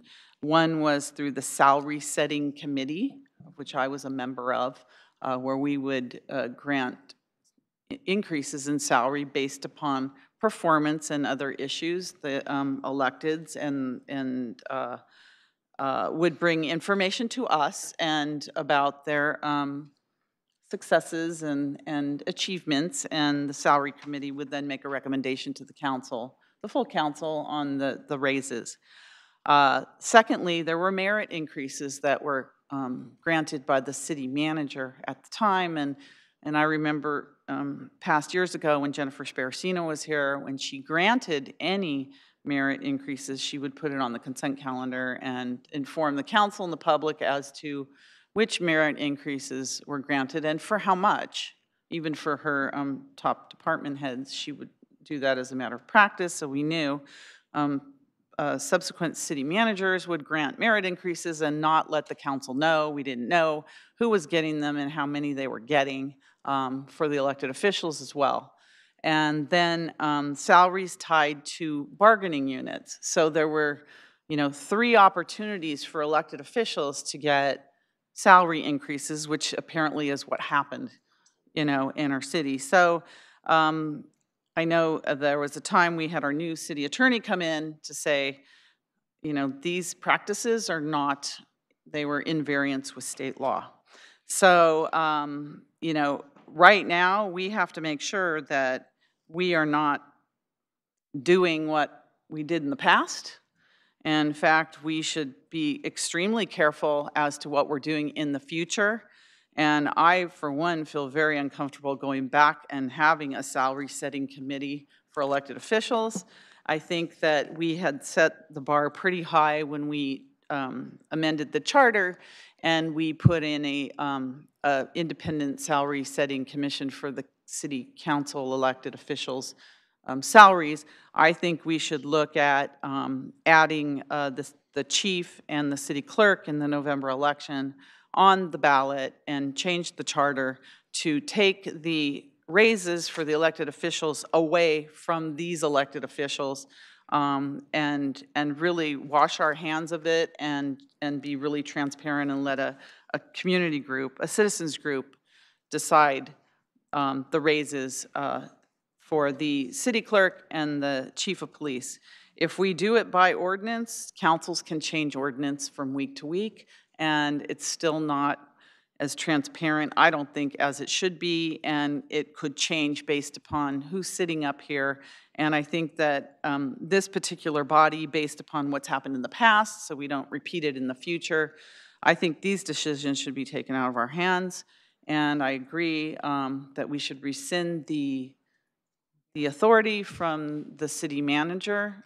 No offense to the present city manager, but I just don't think merit increases, I think they're not legal now, so I don't think we can do them anyway. So let's take the official action and look at really fixing this, because we cannot continue the way we've been doing it. And I think that sending it to the salary setting committee doesn't really do the job now. I'd like to see, since we're looking at the city clerk, that we send this back to staff to give us our options, to talk about ordinance versus charter amendment versus any other, if we want to do it the way we did in the past, I'm not recommending it, but if there's people that may, on this council dais, that may want to do that we send this back to staff and bring back this information, in a timely manner with the city clerk information, maybe with the study session, or since we're going to be talking about both the police chief and the city clerk at the same time, as opposed to bringing it back to salary setting, which I'm on that committee, and I think it's wasting time. So that's my position on this particular item. Mayor? Yes. I had pressed my button to speak. Oh. I think it's important. Oh, there you are. Yes, thank you. Me? Okay. I think it's important that the motion on the floor be reflected on the screen so that we are all very clear on what's at issue and potentially I wasn't really clear. Thank you. I'm not entirely clear either, so I would like to just make sure that our city clerk received it and understands. We have a motion and a second on the floor, so. Madam Mayor? Madam Mayor? Oh, just a second here. Let me see if I can get David to help me here. I don't think it all fits here, but I have direct the salary review committee to discuss the policies and procedures and past practices and bring back recommendations to the council for consideration, including a charter amendment ordinance and any other policy options. Give me one moment. If I may. Okay, thank you. I would like it to go back to staff to bring in. I don't think we need the level of the charter of this salary setting commission, which the whole council should hear all this information. All right, Councilmember O'Neill, who's not in her seat, so Councilmember Mahan, you're next. Yeah, and I didn't expect that we wouldn't. I think the idea of having it go to the salary committee was just that it seemed the appropriate committee to have some council input in working with staff to bring it back to council. That was sort of my thought, is that we'd have 3 council members involved in this discussion as well. But certainly the salary committee is not going to make really recommendations except with, And then I also wanted to clarify that the recommendations in recommendation number 3, these 3 recommendations repeal the previous city council action and discontinue the practice of merit increases from the city manager, and discontinue the granting of any increases linked to Unit 9A.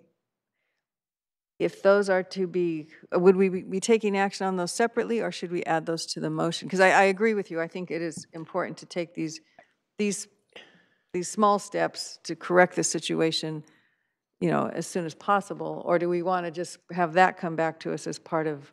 Those recommendations are excellent, and I would include them in the motion. I think the manager made it clear she didn't want that responsibility of the merit raises, and that was a good decision. All 3 of those are good points that need to be changed. But the recommendations.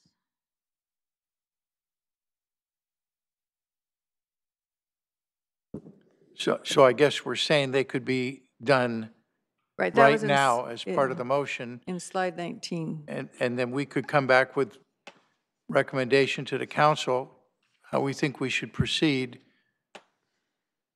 I think mostly that would be driven by staff, because clearly they've done all the research. Yeah, okay.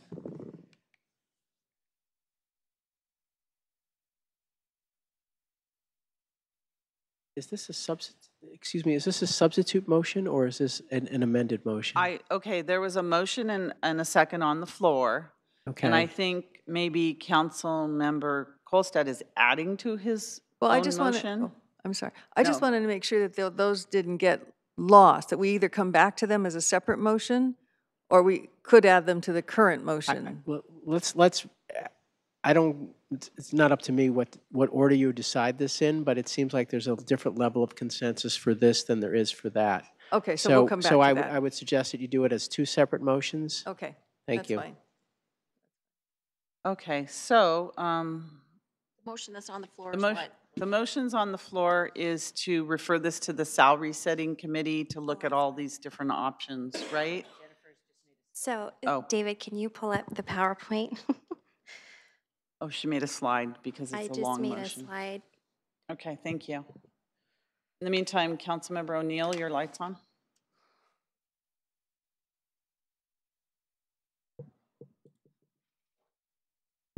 And then we have members of the public wanting to speak on this too.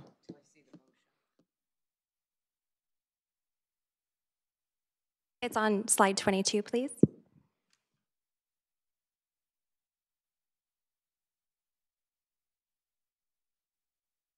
Direct the salary review committee to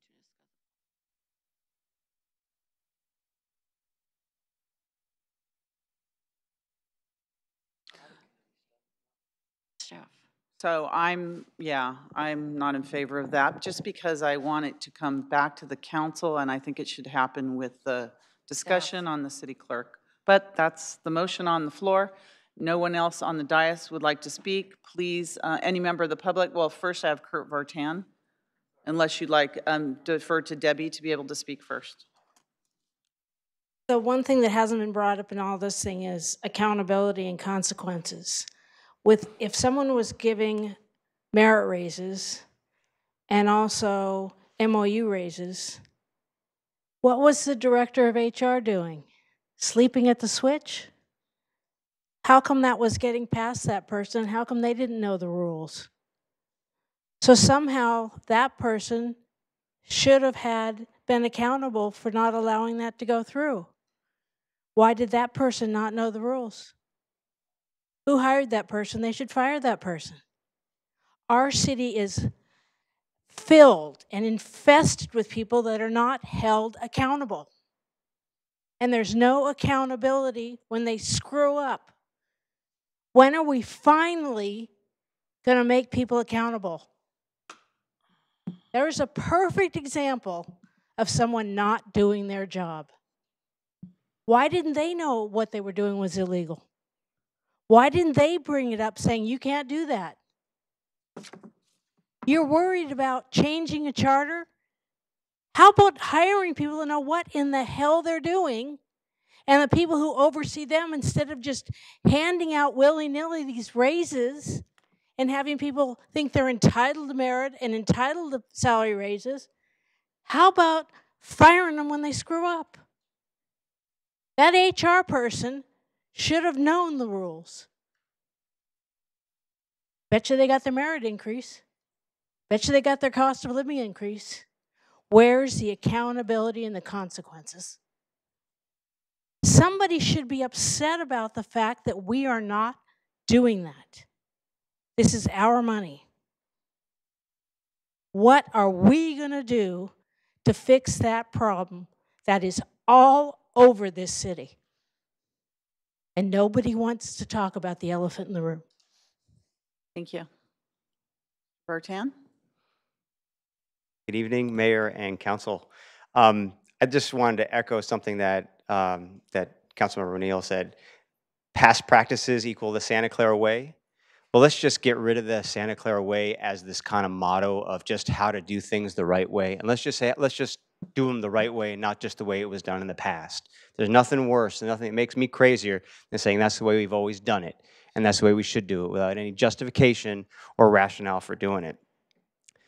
When I hear the words inappropriate that the city attorney spoke about, or variances, that he witnessed somebody requesting, I don't know who it was, but that a request for this, and then it was reported out, and then suddenly the increase happens. I mean, how does that even happen?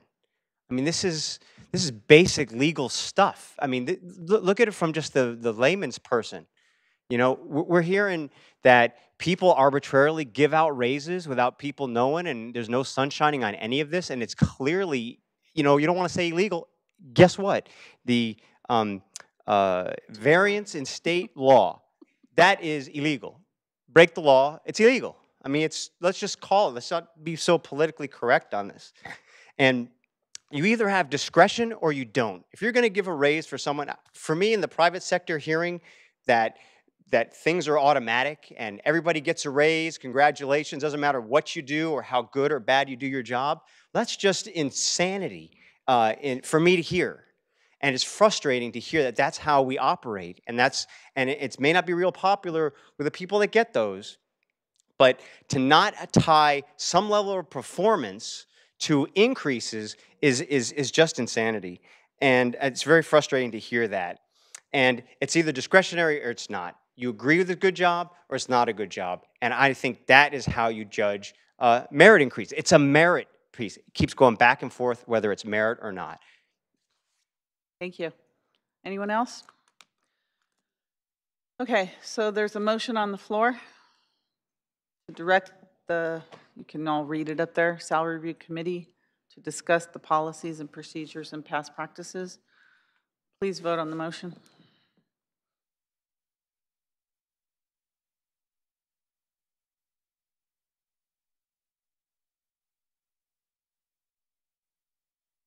Wait, how did this happen?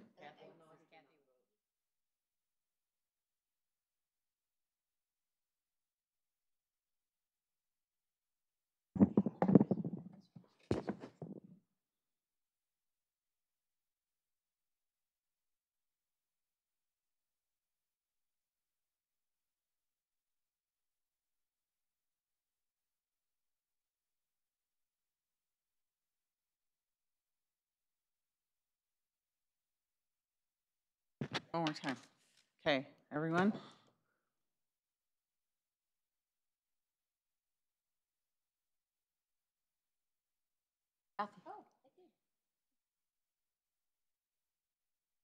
Okay, that motion fails. Is there a new motion on the floor? I have the equivalent Okay, of my I'd like light to on. make the motion. I'd just like to change of Madam one Mayor, word. I have my request on. All right, Councilmember Mahan. So I would make the same motion, but to just refer it back to staff. Thank you. To look at all those options and bring them back to council. Second. Thank you. My motion thing's not working here. All right, we have a motion second to refer it back to staff.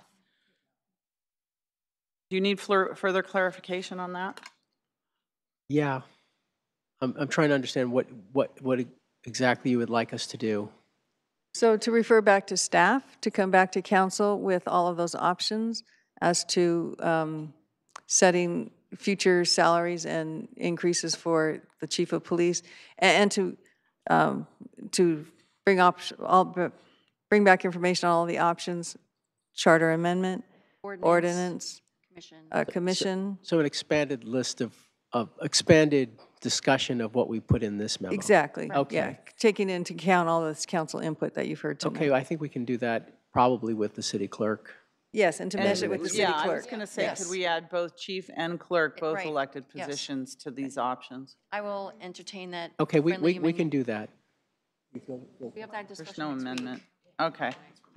Yes. No. We wouldn't be writing an ordinance. We're just getting No, just options. the option of whether you want us to pursue that or not. Yes. For both chief of police and city clerk. Right, the electeds. Councilmember O'Neill. Understood.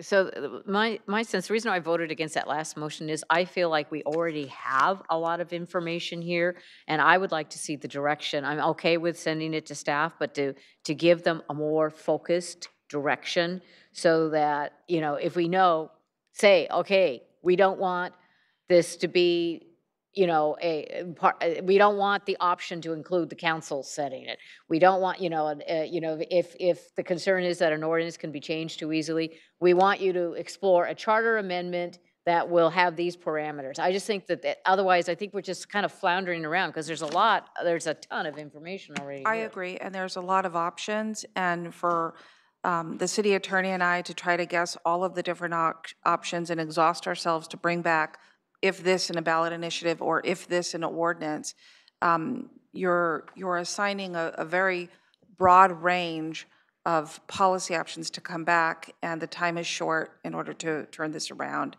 And I think more direction would allow for us to be clearer and more focused in what we bring back. I think what we could bring back is, and I'm probably not for next week. That would be kind of soon. And next week is just a study session, right? Yes. So you wouldn't be making a decision anyway. So why don't you do this? Is direct us to come back with what would a charter amendment look like? What would an ordinance look like? Not the charter amendment. We wouldn't be coming back with a charter amendment. We wouldn't come back with an ordinance. We would just give you more information about what those two things would look like. Right. We can do that. Who made the motion? Patty? Patty, and I seconded it. Oh, that's all I intended ever. No. The ordinance would be an ordinance sending it to a citizens committee is what I'm understanding, right? Well, okay, so what I would like to see, and what my motion intended, is that as part of going forward with the study, both for city clerk and chief of police, treating them both the same, what are the options for how to set the policy going forward? Here's a charter amendment, that's one option, pros and cons, it costs this much money, or, there's costs associated, what it means. Then there's the option of just having an ordinance. What are the pros and cons? And just as you said, And what would that look like? Right, and when you say ordinance, you mean having an ordinance sending it to the charter committee, not the charter committee, but the salary setting commission that is set forth in the charter for you as elected officials. Right. I think that's one option for an ordinance. Okay. An ordinance can also be that the city council would adopt just an ordinance that sets the policy, like they set it as a policy, but not an ordinance. So we could have an ordinance that says that we would adopt the chief of police would get, and they would get the Unit 9A. Right, tied to the bargaining. Tie it to Unit 9A. I mean, that could be an ordinance, or the ordinance could be, so there might be different subcategories of what the ordinance might look like. I understand the first two. The third one is really we would need input from you to know what kind of ordinance, what that ordinance would look like. Right. That's easy. Yeah. I mean, we can, whatever policy you come up with, you can say, put this policy in an ordinance. Right. But it's very hard for us to know without your input what the policy in the ordinance should be. Right, and I guess that's would be the purpose of the study session, because we have heard different options here, and we haven't heard a real consensus of what option is preferable. Okay. One of the intriguing options that Teresa O'Neill set forward was to send it to the already established commission and just include them in that, and that might be an option. So that's all. I think that's all we're looking for, is to get more in-depth information. As long as you understand there won't be much substance to the idea of an ordinance other than, you fill in the blanks as to what the policy should be. I think we can do that. That's the intention of my motion, so that we can get that in-depth input through our study sessions where we have more time. City manager? So there is a study session for the clerk position next Thursday. You're referring to a study session. Is it the pleasure of the council that we schedule a study session on this topic? Can we just include? I will not be prepared by next Thursday to bring forward this information as requested right now. So what's in place for the study session for the city clerk already? We actually have good news. The League of California Cities city clerk lead is making herself available to come speak to the city council on the city clerk profession. We have another high-profile city clerk coming as part of the panel, so we have a panel that will be presenting. That's going to be very focused then. Yes. Okay. So then, yes, it would have to come back at a future study session. I'm in agreement.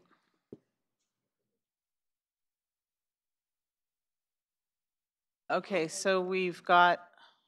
So I guess the motion would be to refer back to staff to bring back to us at a future study session the options for setting salary for newly elected chief of police and city clerk, and raises, including merit raises going forward. Options on how to set raises and merit raises going forward.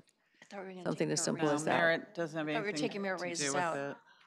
Now it's all different than I thought it was, so. I thought we weren't going to do merit. Oh, I'm sorry, then what, for setting salaries, I guess. We set salaries, but merit raises were coming No out. separate merit.